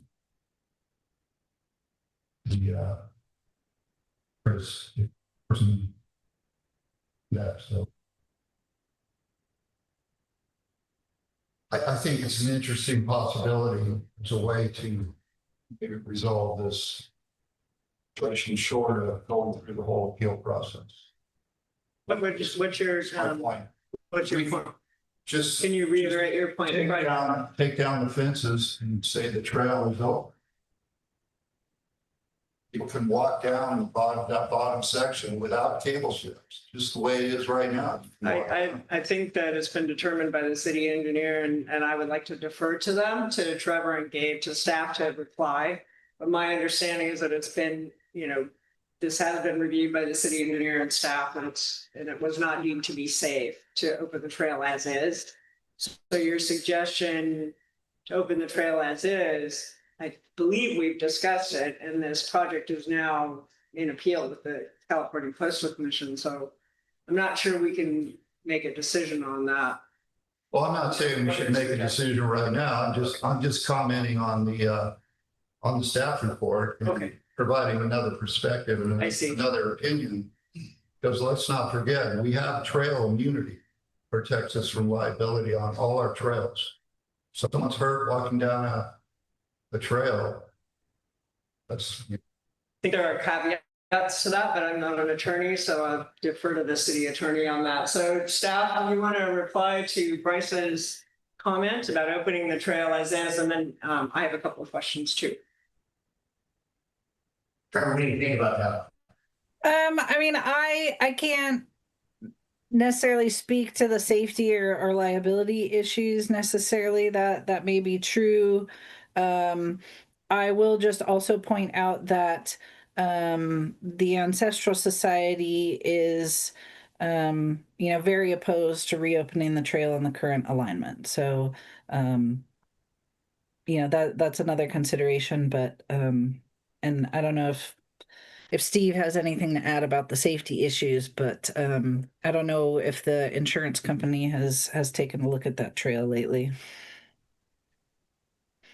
Yeah, for the record, city engineer hasn't made an official assessment of safety. That's not really under our purview. I think safety has been brought up, and I think it's a valid question whether or not it's really safe. I know there is some general immunity, legally, and I think it is more of a question for either city attorney or also the city's risk manager. So we can all have our opinions on how safe it is or isn't. It's not an ideal trail, and it is, Bryce pointed out, it's similar to a lot of other trails around. But I just want to clarify that I have not done any assessment on the safety, and that's really not part of our purview. Okay, so I guess I was assuming that we were considering it not safe because we came up with several engineering solutions to address repair. So those engineering solutions, not necessarily made by you, Steve, but the proposals that were made by GHD, for example, the cable step renewal, which we also discussed in our trails discussions, was also, we were going to replace what was there. We weren't going to just leave it as is. That was the last option, right? Make it more safe. Yeah. Cable steps, but that doesn't mean it's unsafe without them. Just means you have to be a little more careful and so forth. I guess I would do, I think we should look into how safe it is or unsafe. I'm not sure I feel prepared to make a comment on That's that. why I don't think Yeah. the survey to look Yeah. into it. Yeah. Well, I go down there all the time, and I'll tell you, it doesn't look safe to me, but it's literally a drop off of about 15 feet straight down. Oh, no. So No, you need to take another look at it. It's a much more gradual angle. Okay. Now, Okay, all right, well, I I've really, reached its angle of repose yeah, for a while. okay. All right, so I have a question regarding, just to do a consensus check, which I this discussion is a great example of, which is, are all the stakeholders aligned on this phase concept? Or are there specific sticking points, the council should be aware of? In other words, and I don't know if this is maybe for Trevor or the Coastal Commission. So has everyone agreed to this phased approach? All the stakeholders, and I guess we'll have to see if the city, also agrees, but. Yeah, Trevor, I'll take a stab at this. I think I see you mentioned in their staff report that there's been a little bit of a revised phase look at, Trevor, did your staff report say something to that effect? Like, we're looking at definitely a phased approach, starting with Vista Point, starting, part of the permit to get a Vista Point open about a third of the way down, while the traditional trail route construction is being investigated. I believe that those two steps are generally agreed upon. How we get to a consensus as to what infrastructure there would be required to satisfy all parties, that is currently being discussed. And that's what we're kind of referring to as the design of this approach. You might remember, I think it was in October of 23, I believe. I guess I had my notes October where we heard a proposal that came from Natura, sort of like grand staircase concept. That's hasn't gone away, but primarily with regards to handrails going down the trail for route safety, that's one thing that's been discussed. But again, we're still in the conceptual phase. We're trying to reach a consensus as to exactly how that looks, but phased approach, yes. Okay, so then my following questions about timeline and cost, we wouldn't have that just yet. So the timeline, we don't have the cost yet, but I, as far as timeline, are you talking about, for opening the trail, also reopening the trail, maybe getting a permit from the Coastal Commission? That's why I invited Melissa tonight, to hopefully speak to what might be the commission's goals, because I'm sure although there are appeals now that have been sitting in limbo for a decade or more, for other parts of this trail and near the old lighthouse location, I'm not thinking that any of the parties involved, this is just my opinion, want to see that happen again. I think there are some hopes and goals to get this trail open. That's been the driving force, at least from our participation. And I think maybe Trevor or Melissa could build on that if I could invite you to speak. okay, so we'll ask Melissa then to chime in, and then I'll go to public questions and comments, and then we'll come back to council. Yeah, hello. Go ahead. Well, hello, everyone. Yeah, thanks for inviting me, Gabe. And I think that the city staff report is really informative, does a great job of laying out the issues and where things stand with the appeal and where we are in the process. In terms of the timing, effectively, we have a pending application from the city before us that is the appealed application. So we basically have an application that we need a little bit more information to supplement the application before we can bring it forward to a hearing. And so that's why we've been working, like Gabe was describing and Trevor's report describes, with these meetings, our government to government consultations, trying to work on getting consensus and facilitating those meetings. We're in the process of that. And before we can move forward to bring this to a hearing, we do need a little bit of information on paper from the city, like some narrative of this phased approach that Trevor was describing, a little bit more detail on the realignment option and the best route for that. And so that's kind of what we're working through. Once we have that information, we can bring this to a hearing, and it's our hope that we would permit the both the phases, what we're kind of calling the phase one, and then the intermediate phase, which is phase one is reopening the trail down to the Vista Point. The next phase would be opening it all the way to the beach along the traditional route. There's a longer term plan for, like Gabe described, the larger staircase boardwalk with the railings and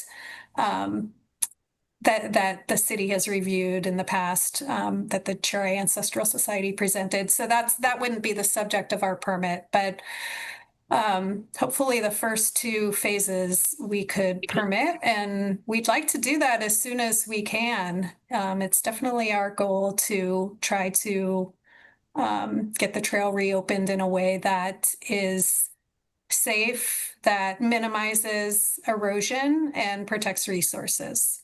So that's the purpose of kind of the reroute at the bottom that we've been talking about.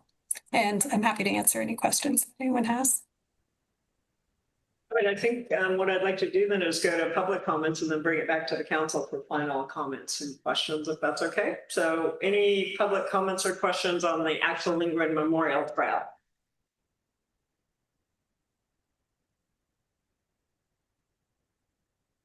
That was short and sweet. I'll bring it back to the council. So I think the discussion, just want to make sure that we're everybody gets their questions answered. There's also embedded in this is a discussion about, to a degree, is about, you know, continuing down the path that we've started with the Coastal Commission that the council agreed upon. That decision that we made about the cable steps was appealed to the California Coastal Commission. It does appear, and we would not be making a decision about this tonight, but we can have future discussion, that there are some thoughts, as Bryce had pointed out, that maybe the trail could be opened as is. So I think we need some further discussion on that down the road. And then also there's, you know, could be a discussion about, does the city remove its application? So we applied for this CDP to do the cable steps. Do we either, you know, we could pull that. That would be, those are, or we continue with the process as is. I think those are the only three options. So hopefully that makes sense. So, but we're not making a decision about that tonight. Tonight's just gathering information and getting public feedback. Right? You want to add anything? Yeah, I just thought question. Are $10,000 still on the table? Do stakeholders still want the city to put in 10,000? This or by the way, so yeah. Good question. I could, I'll try to answer that. And then I'll turn it over to Trevor and Melissa here to answer, but it's the council made the decision to put up the 10,000 condition on resolving this issue. That's the motion I can reference from the November meeting, which I would guess that that the city is still expected to take some first steps, yes, but there's no proposal that specifies how much. And again, we're still trying to drill down to the details so that we can then determine what those next steps are and if there are costs associated. And that's where we're honoring that spirit of consultation, which is a key component of this process, which we've been trying to have these discussions independently with your tribe and with the Trinidad Ranch, for instance, which we're just now been able to schedule. So back to the amount, I think that's still on the table from this council. It never went away. But how I bring to you a consensus or a resolution is still pending. And that Because it seems to me that if the coastal commission is not interested in our counter offer, we agreed to give the 10,000 with one condition. If they're not interested in that, then we should withdraw that and use that money for other trails and need repairs in the city. LMT is not the only trail in the city that needs attention. And that's true, the money's still there, it hasn't been spent. And if it gets spent before it gets reallocated, so be it. We need to use that money another place. So I'm going to make a recommendation then, just from a process standpoint then, that this is the informational discussion and there was no ask for any decision making, but that we add an agenda item to further discuss the Axel Lindgren Memorial Trail and that we do make a decision on we revisit the 10,000, and to Bryce's point, do we want to reallocate that to other trails, or do we want to change our decision? And then also, do we want to continue down the path we're on, asking the Coastal Commission to review this plan that the council voted on to put in the cable steps, or do we want to go a different direction with that? Because the council could, I believe, withdraw its application for that CDP, but to Trevor's point, then we would need to ask for a CDP to continue closure of the trail. And we've discussed this before, how we're just going to get into a back and forth. So but I don't want to, voice my opinion early. We haven't had the discussion yet. So Because Melissa is here right now, I wonder if Melissa, if you could weigh in here with any clarifying comments. I'm sorry, what is it that you want me to clarify? Well, since you're here, this question of are leaving the 10,000 contribution to proceeding, but with the stipulation that yeah, we had a stipulation and the council voted to give the $10,000, and I'm going to paraphrase. So we would assign the $10,000. Council voted 3-2, assigning the 10,000 if the Coastal Commission abandoned the appeal. Correct? Yeah, I remember we were a little confused and not really understanding what the council's decision was, because we don't, when you say abandon the appeal, we don't have a process for that. Like I said, we have an application before us that we're processing, that we're working with the city, with your staff to process and bring forward as quickly as we can. We already had a hearing on we opened the hearing on the appeal last September or whenever that was, and found that the appeal file did raise a substantial issue. And that then transferred the permit jurisdiction to us to bring it forward. So that the action that the council took doesn't really fit in anywhere in our process in terms. So I guess I don't know if that answers your question. Excuse me, it does in the sense of a compromise deal that everyone would come to an understanding, and we would waive any legal rights that the city had to challenge any findings anywhere along the way or seek additional review beyond the commission's final decision. So it definitely fits in.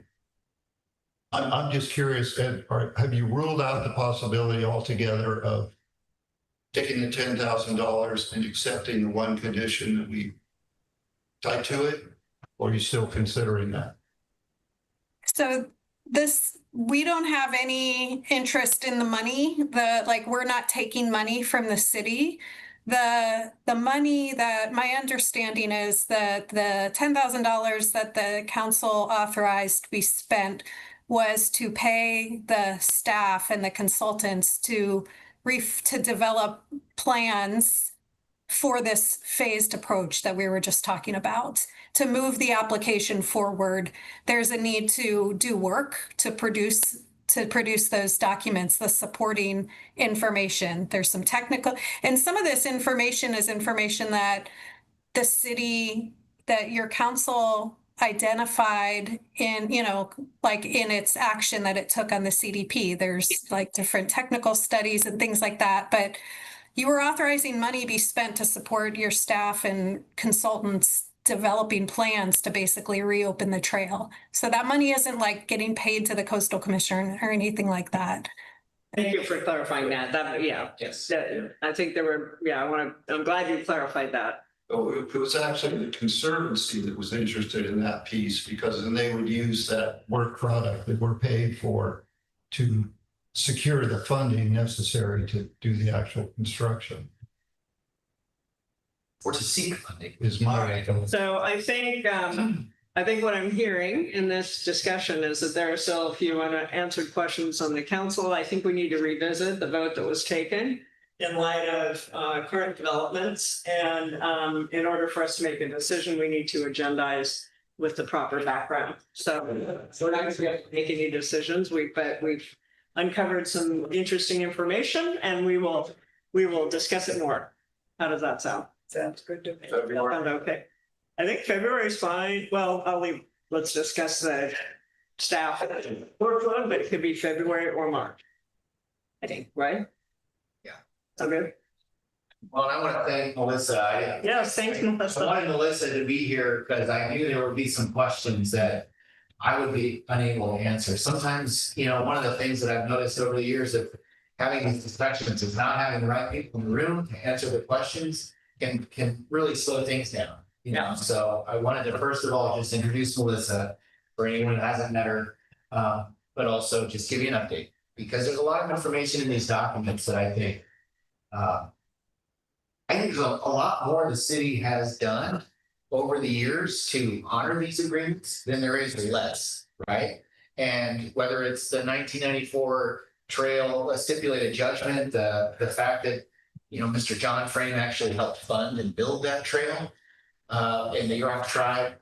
Remember, the Yurok tribe actually built it with excellent supervision, and then all the management plan recommendations that go on, which Trevor did a nice job summarizing the recommendations that were made in the management plan.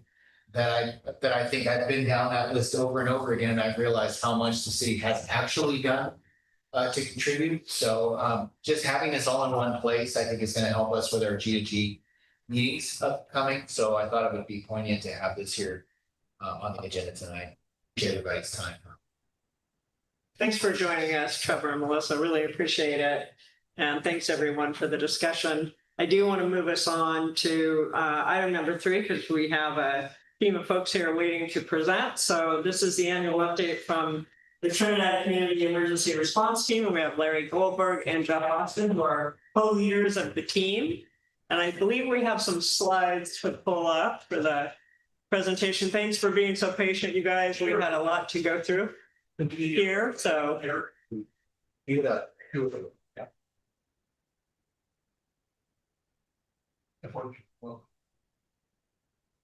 So just as a brief introduction, I'm Larry Goldberg, and I helped form the team initially, and this is our new co-leader, Jeff Austin, who became our co-leader about a year ago, and so together we share the responsibility of running the CERT team. So we're going to give you a little update on what we've done in the past year. So I was going to show you the update.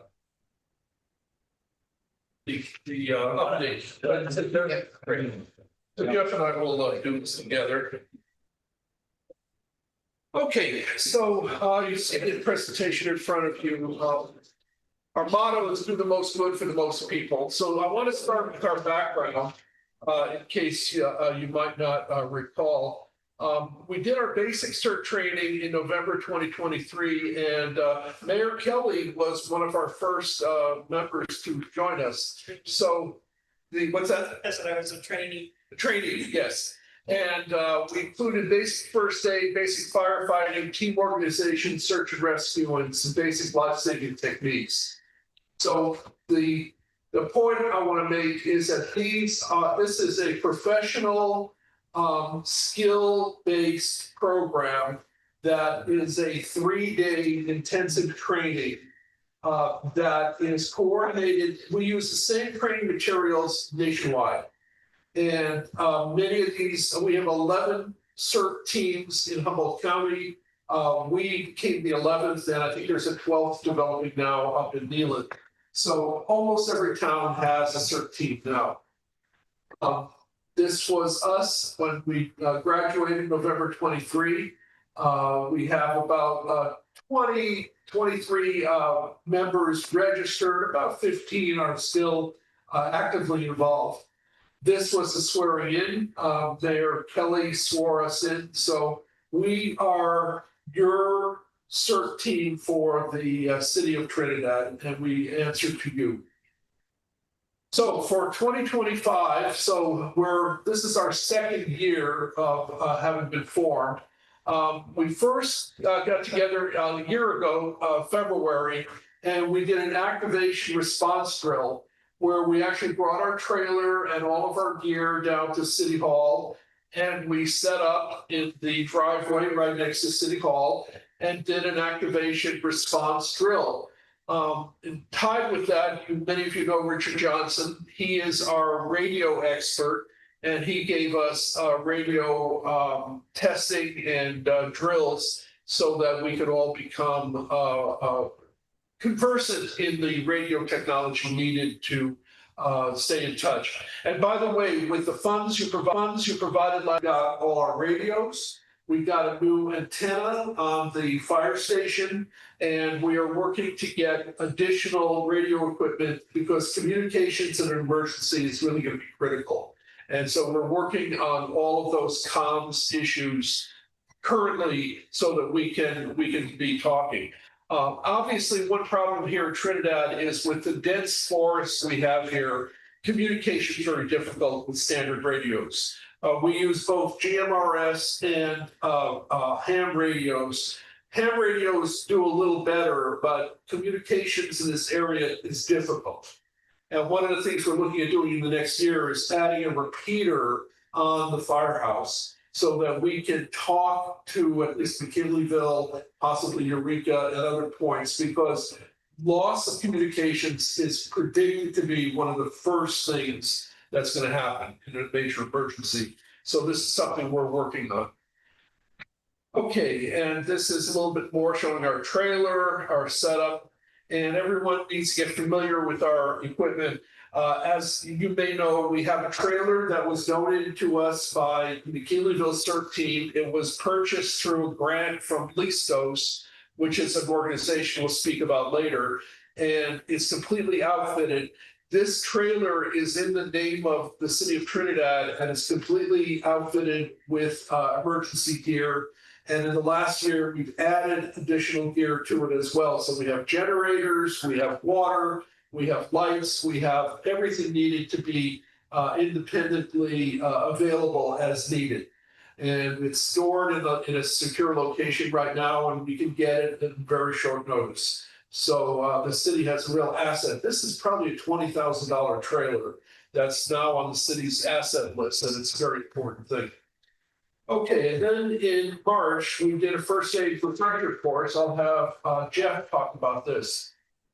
Yeah, the CERT program has a first aid component. That's one of the things I'm a CERT instructor, so I've taught the parts of the CERT class. But first aid skills are kind of perishable, if you're not using them all the time. So as part of our regular meetings, we were practicing, in this case, we're working with sand splints, basic splitting. The CERT first aid is fairly basic. I've taught first aid for, I don't know, I guess a decade and a half with the National Ski Patrol. in their particular program. And they have a wider scope of what they do, almost like EMT level. But so we try to review the skills so the people are familiar. And we've done that a couple of times in our business meetings. That's what it looks like. And the fact is, we are constantly reviewing our skills and updating them. And so one of the things here is the basic training goes through the essentials, but we have to take it to the next level. And we're all year long, we're training.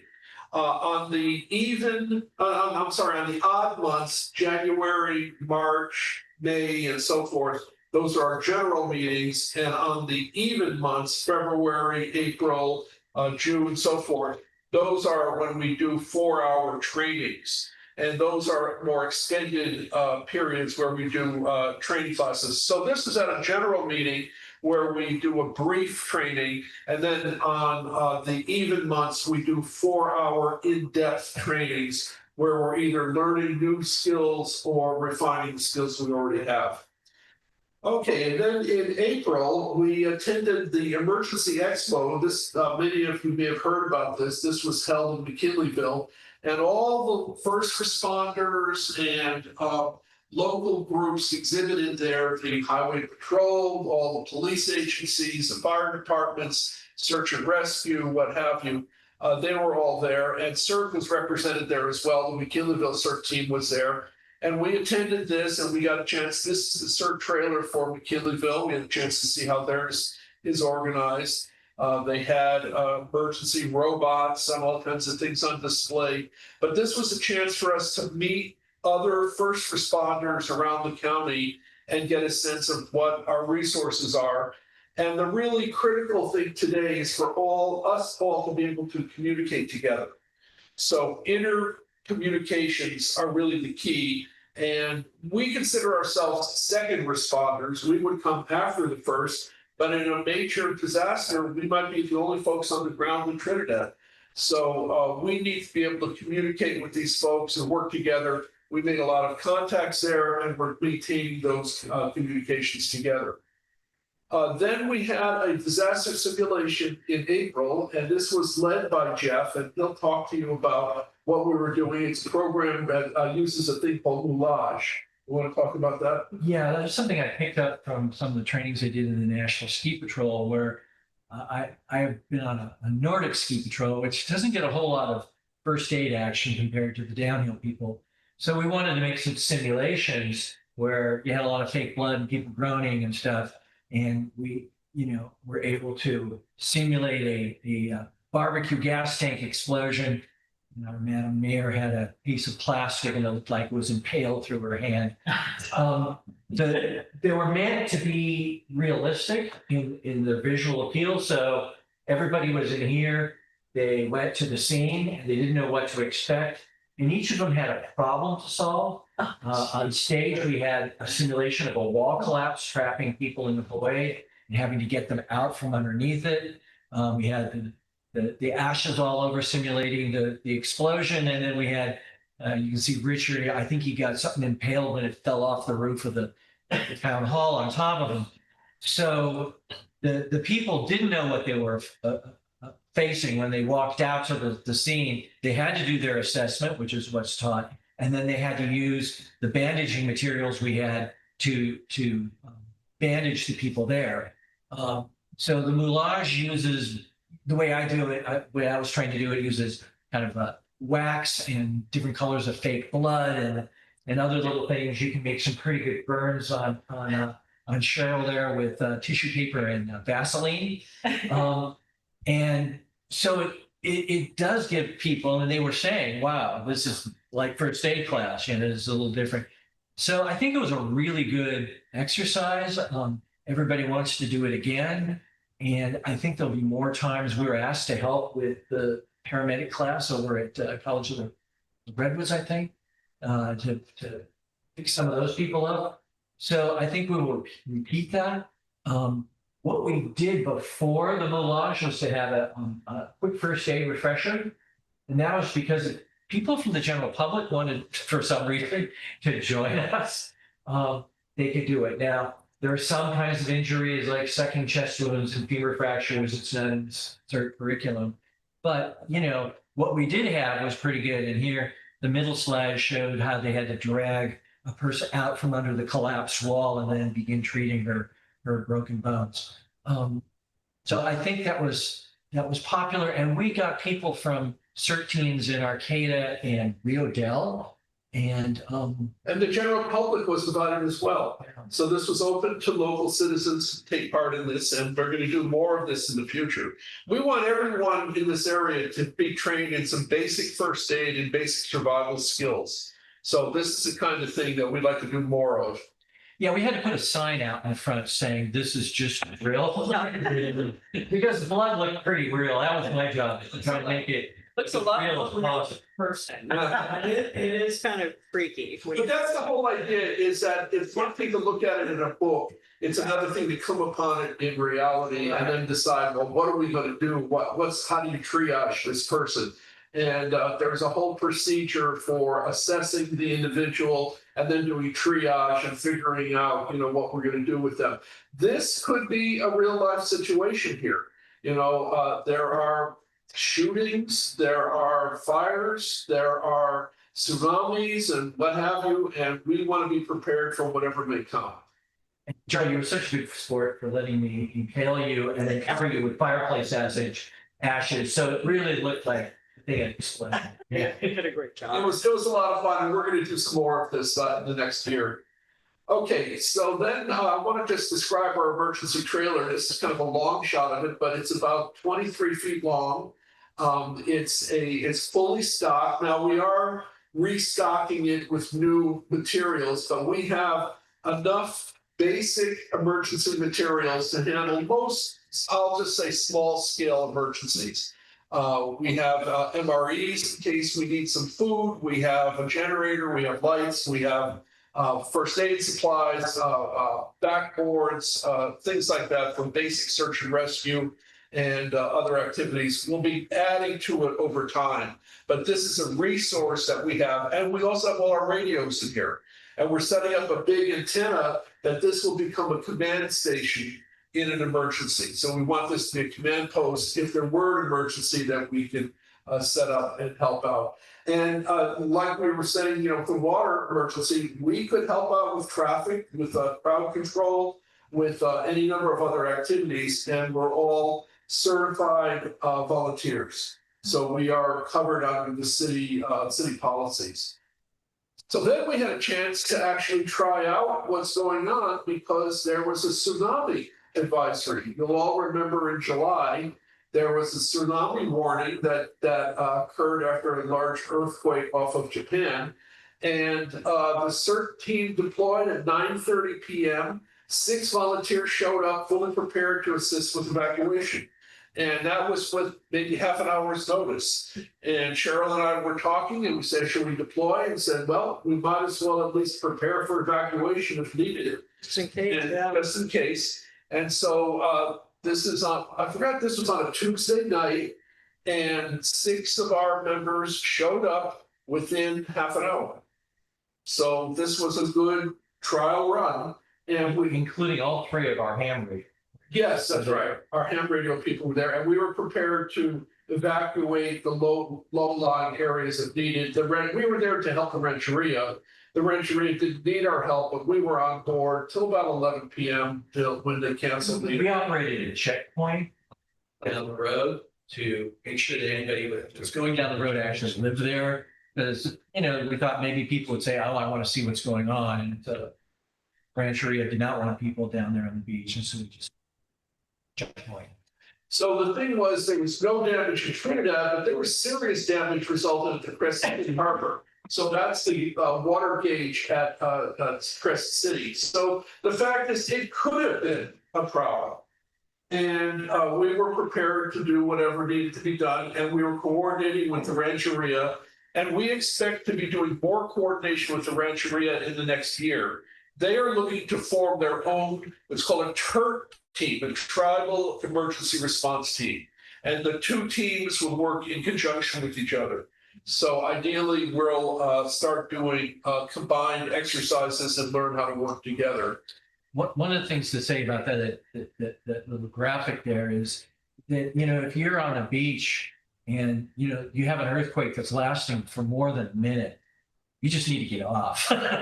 The county has decided not to refurbish the tsunami sirens, which were actually used anyway, I think from PG&E, and instead to push text messages. But whether you get the text message or not, if you're in the zone areas and the earthquake just keeps going and going, you just got to get yourself off quickly. And I had a conversation with Lori Dengler at one of her presentations. She's a local earthquake and tsunami expert. And she said that if the Cascadia Fault earthquake happened, the big one, Trinidad could be expected to be cut off from 2 weeks to a month. Because the low-lying areas on either side would be inundated, bridges could be out, who knows what would happen to the road around the lagoons. So, we have done some initial preliminary thoughts about, is there a way to access, I don't know what you call it, the Hammond Truck Road, the Green Diamond Road, so that supplies could be brought in and out? Longer term, could we get boats to come up to the harbor? Initially, it's too rough, but how do you get wounded people out? How do you get supplies in? That's a bigger meta issue. I mean, we would deploy and do what we could, and everybody has first aid kits and flashlights and stuff. But it would be a community-wide thing, and we would base ourselves here and do what we could to evaluate what damage has been done and what injuries we can find, and maybe even set up an aid station here. And one thing that also comes to light here, Mayor Kelly and I have been talking about Trinidad's emergency plans. They haven't really been updated in years. Now that we have a CERT team, we should be part of your emergency plan. So we need some direction on when and how to be deployed, where we could be of use, what kinds of resources you might need. And in your emergency plan, which is pretty extensive, it's a couple hundred pages as I recall, I think we need examples of where CERT could be inserted. So this is something that we could be working on this year to revamp the emergency plan so that we have CERT as a component of your general disaster planning. So that's something for the future. Can you talk about the Listos training? Yeah, Listos is a part of our Office of Emergency Services. I guess in Spanish it means ready. I'm not a Spanish speaker, but they had a really nice presentation, really good dinner or lunch. And there's people from all over the county meeting each other, and they gave us some ideas about, disaster planning with the state. And then they gave us all these materials, these boxes of goodies to hold a block party. And block party was to introduce people in your community to the searching that you have and actually get them thinking about stuff. So that's one of the things we did this year, is use the Listos training. This was held at the Blue Lake Rancheria, and I'll have to give a shout out to Blue Lake that they have lots of disaster preparedness activities. If you ever want to get really involved in that stuff, that's where we're going to be probably handling future CERT trainings. They did a lot of things. Personally, I spent the summer going through a program that they sponsored with an organization called greencross.org, which is disaster mental health response. So I qualified to be a field traumatologist, somebody who can go to shelters and talk to people, try to help them down. My background professionally was in adolescent psychiatry and inpatient locked units, so I have a background in mental health. So that was really interesting. So there's a lot of aspects of things that they come out of the Blue Lake trainings, and the Listos one was really pretty exciting to get involved. And it was very well attended. There was a couple hundred people there from all over the county, and they got us started in this idea of a block party. And so this is what we organized for October. We had a community block party sponsored by the Trinidad CERT team. And what we did is we were doing leafleting and outreach out at Murphy's Market. We were out at the art events, the what is it, that Saturday night event. And our mission, a part of our mission is public education. We really want people to know about us and to know what we do and get more people to sign up. And so we did a lot of outreach, and that led to the Trinidad Block Party in October. And this was a big success. We had about, I would say, 30 attendees on top of our people that were already there. And we had people from throughout the community. We had people come from Oric. We had people come from Big Lagoon. We had people come from McKinleyville to attend this. We really publicized it. We'll probably do this annually now. I think we're going to do this again next year. But it was very successful. And it was a chance to really explain to people what emergency preparedness is about. But it's about community preparedness. We need the community to be prepared so that we can work together as a team. And the idea here is that there are many resources that we can share. And most importantly, we need everyone to be on the same page. One of the great fears that I have is wildfire. I think that we are susceptible to wildfire. It will come here eventually. And from all the stories I read, we're just celebrating the 1-year anniversary of much of LA burning down. We need to be prepared to evacuate and or to fight fire here. We're going to need to, help people prepare. It's about preparation. So we recommend people join our team. We have a couple different options for intensive training or for hybrid training. Either way, people can join us. It's free. It's held usually once or twice a year in different communities. More likely it'll be in Blue Lake in the future. And we want to continue doing what we can for Trinidad to help expand the program. Excellent. Any questions? That was a great wrap up of the year. Council, any questions for the CERT team? Are you a state organization? The state is involved. It's the sponsoring agency that is responsible. So in this case, it's the city of Trinidad. Some of our teams are sponsored by OES. Some of the teams are sponsored by other cities. So like Blue Lake, Arcata, Eureka all have their own teams. McKinleyville is OES. There's the Southern Humboldt team, and I don't know, I think they may be OES as well. So the sponsoring is different, but it is a statewide organization and a national organization. And in fact, it's now international. There are people from all over the world that are involved in CERT today. So the one thing that they offer is a standardized training. The focus is to standardize the training so that we all get basic firefighting, basic first aid, basic search and rescue, communications, command structure, things like that. So the idea here is that we all speak the same language and understand the same techniques. Yeah, that's a great idea, especially with, you see some of these tsunami videos that took place in Japan, back when they had that big thing.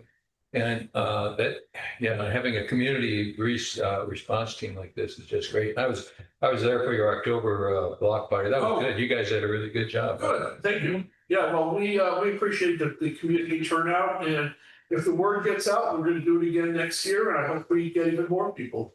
For those who don't know, what does OES stand for? Office of Emergency Services. Is that a county office? That's state. State. Yeah, state office. So the Office of Emergency Services is housed at the courthouse.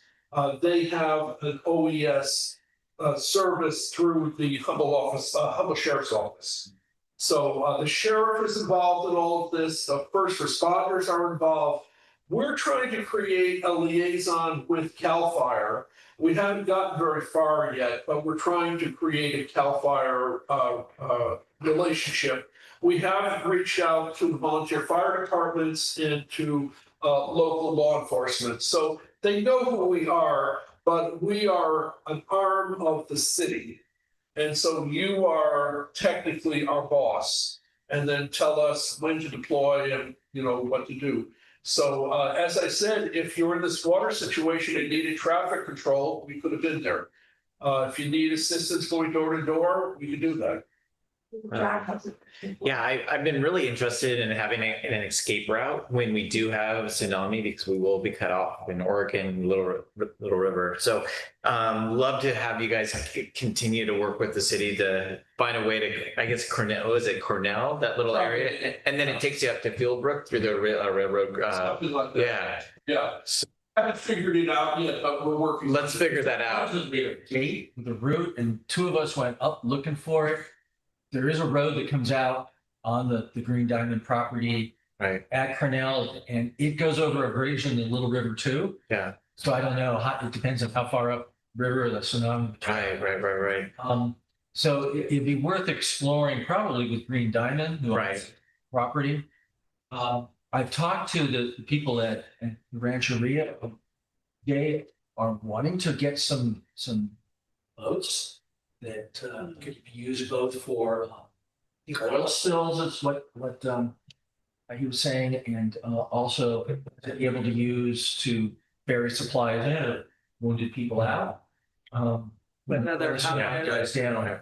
I went to a debriefing about CERT and the LA earthquake, and it was remarkable how different their response and involvement was compared to what we would expect.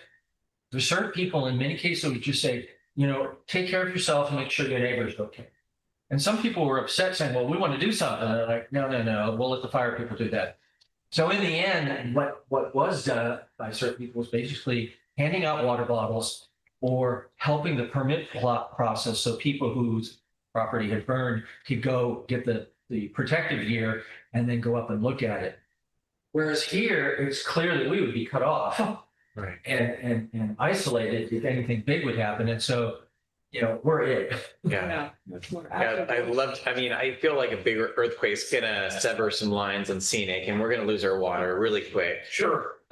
It would be great to have like UV filters, some type of something that you could turn on, because a lot of people live off grid with UV filters to because you're not gonna be boiling water. But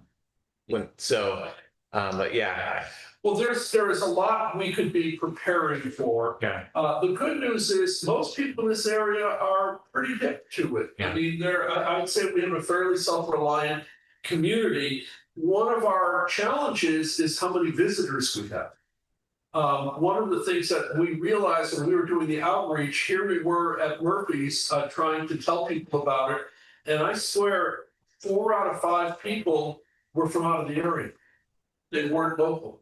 And so when we have this many visitors, we need to inform them of what to do in case of emergency. I don't know if all the Airbnbs or other tourist-related places have some kind of notices for emergency preparation. But I would imagine that a lot of people coming from Redding or inland, they don't know anything about tsunamis. They don't know, about, that type of thing. And we would have to at least try to educate them. So be really good to have on the Murphy's board or city hall. If there's an emergency, text this number, and then you get an auto text back, and it will keep them updated. That's a good idea. Good idea. One thing. I want to fun to get any public comment, and the council is just in the interest of time. You're going to find Larry and Jeff because they're local and we're here every month. So any public comments or questions for the CERT team? Well, what would be a number? I mean, we call Larry or. Yeah. Paul Sure. Oh, sure. You call Gabe or I, either Gabe or I, and legally it's probably more Gabe than me, but either one of us, and we'll connect and then we'll deploy CERT. So like if you think there's an emergency going on and maybe we haven't even thought of it yet, just call one of us or text us and we'll be like, oh yeah, we gotta call. And this ties into the Trinidad emergency plan. There ought to be standard operating procedures for a variety of different types of emergencies. So if you have to evacuate the town, for example, we should have a procedure. If we have to shelter in place, there ought to be a procedure. I hate to say it, but if there was an incident at the school, we would have to, do crowd control. And we've done scenarios with that about terrorism. Terrorism is something that is with us, and no community is not exposed. So there are scenarios where we would help with crowd or traffic control, and we're trained in that as well. Yeah, so I think that's one of the big reasons we have this CERT team, and it all kind of started when we had the problems with the big storms are a really common occurrence here. And so a couple of years ago, as you know, we had the big storm came through and people were without power for weeks and without water also. And so CERT kind of grew out of that. Larry reached out to me and I said, well, this would be a perfect, kind of group community involvement to get things going. And the team has done a fantastic job, as you can see, I think. So I think it's a good investment. When he comes back to the city at budget time, just try to remember Larry and Jeff's presentation. And thank you for your support. We really appreciate it. Thanks, you guys. Thanks very much. Right, I'm going to shift gears back to, thanks, you guys. I'm going to shift gears back to our city manager, Gabriel Adams, for the final staff report for this evening. We follow that. You don't have any moulage in your staff report? Let me just suggest, Spears. in the interest of time, I know everyone's read the stuff. So I don't think there's any need to read it to us. But In fact, I was just gonna say, if it was 2 months, there was 2 months worth of information to share. Really good. But of course, in the interest of time and with what happened last week, I wasn't able to dial in, but I added as much as I thought was relevant at this time. And if we want to just speed things up right now, I'd be happy to just accept any questions. Okay. Or feedback, or maybe there's some things in there you want to see more of. That's all. I think you did dial it in. I think it was a really good staff report. Very comprehensive. I read. and some of the other agenda items. Yeah. Read the whole thing. By commissions. Well, and that was something I mean, I don't know if there's going to be any blowback for including TMT notes, but frankly, I think that's something that's been missing is real updates like we discussed earlier tonight about how some of these meetings that occur, we just hear about, we don't ever hear what's happening. So I think it's going to help me, and I hope it'll help us and any less energy peak. Well, so I just want to really shed some light on some areas of things that you might not see on a daily basis. So do you have? I just have some comments. Okay. Why don't you start and we'll just go down the line. Yeah, on page 2, apparently we got a technical assistant. We can look at our water rate structure and see if it's functioning the way we. That's right.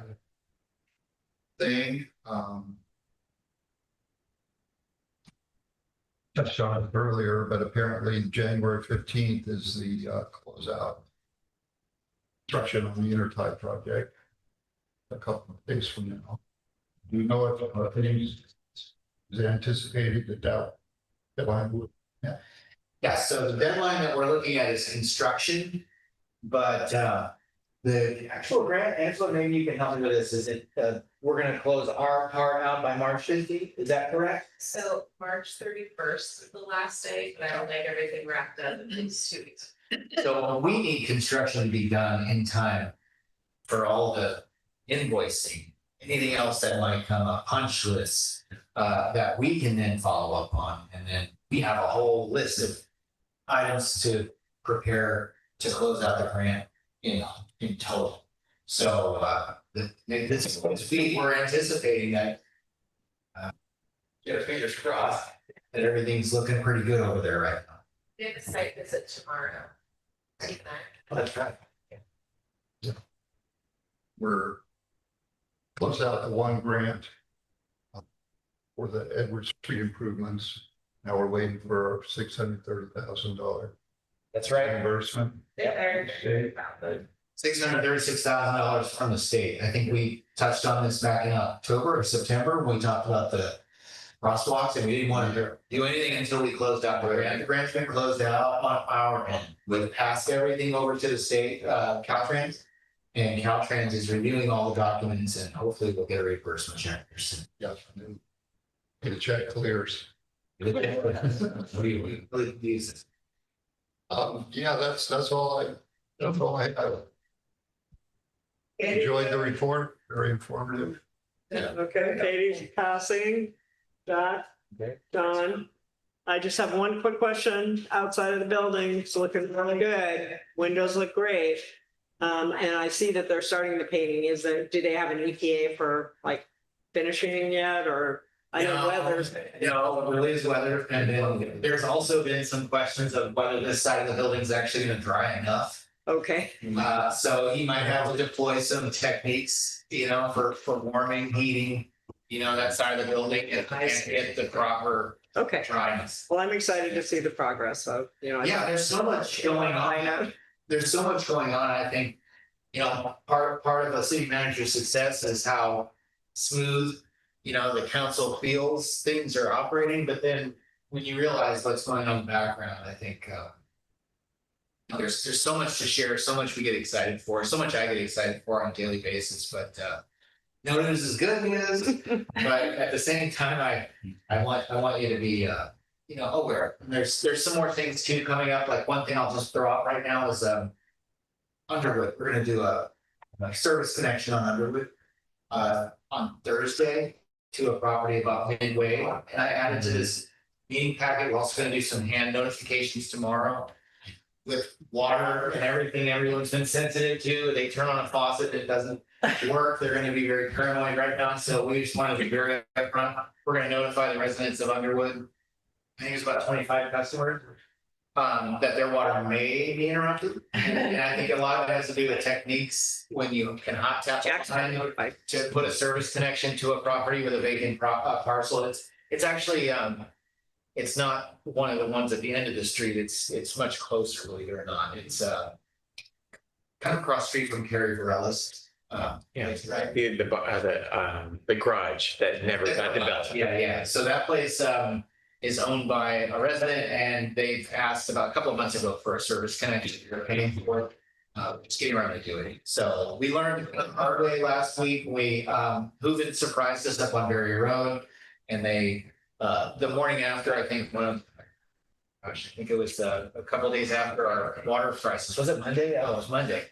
They just showed up to work and were like, we don't want you hitting any lines right now. We don't have any water deliveries. And they're like, oh, we're not gonna hit any lines. And then of course they hit a line. So typically we notify people in advance, like there's gonna be construction and there may be an interruption in service. That's what we're gonna do for Underwood tomorrow. So Jack, you'll get a notice, John, you'll get a notice. And hopefully it'll be uneventful, but if there is an interruption, it would just be very minor, just a few hours, if that. Let me also ask if there are any members of the public who have any questions about Gabe's staff report. Okay, I see no comments or questions from the public. Now that we've incurred some unexpected expenses relative to the water emergency, assuming those are going to come out of our general fund reserves. Water fund, this is gonna come from the water fund. I think, we've made some great strides in saving money this year from the water fund, from eliminating our consultant. I guess we have if we. And also, the city manager's salary, which currently is not being expended, a significant portion of that comes from the water fund. Okay. So there will be a savings in the water fund, but I'm really hoping we can get this technical assistance. Yeah, right. Project rolling this month. It's supposed to happen this month. And then I'll ask Samantha and I will really drill down and see how this might, where we're at as of today. And then how some of the changes that we've made this year have affected the bottom line in our water fund. I mean, by no means were we putting away money. Right. We're putting a lot away, but there are new rates and they did stabilize our rates, our system, at least as of October 24th when they were implemented. That was the idea that was at the time. So I think there's ways for us to be happy that we saved that money, but of course, this is a rainy day. That we're gonna be looking for. Future agenda items. I heard tonight we wanted to talk about Axel Lingway Memorial Trail, AKA the city's new slip and slide. Just kidding. And we wanted to talk about Humboldt Bay Municipal Water District. So the water plan, the comparison plan, I think that's scheduled for March. There was something else. You guys, was there something else? The STR lottery. The what? Okay, yeah, I'll think about it. I'll send. I get underlined into that mode. We have our executive. Yeah, that sounds good. Yeah, it'll come to me later. Okay. We have an STR lottery. We have a. Yeah, the SCR lottery. Okay, you've been taking. Yeah, and there was something else that came up tonight, but I'll think of it later. Okay, with that, I think we're adjourned. Thank you.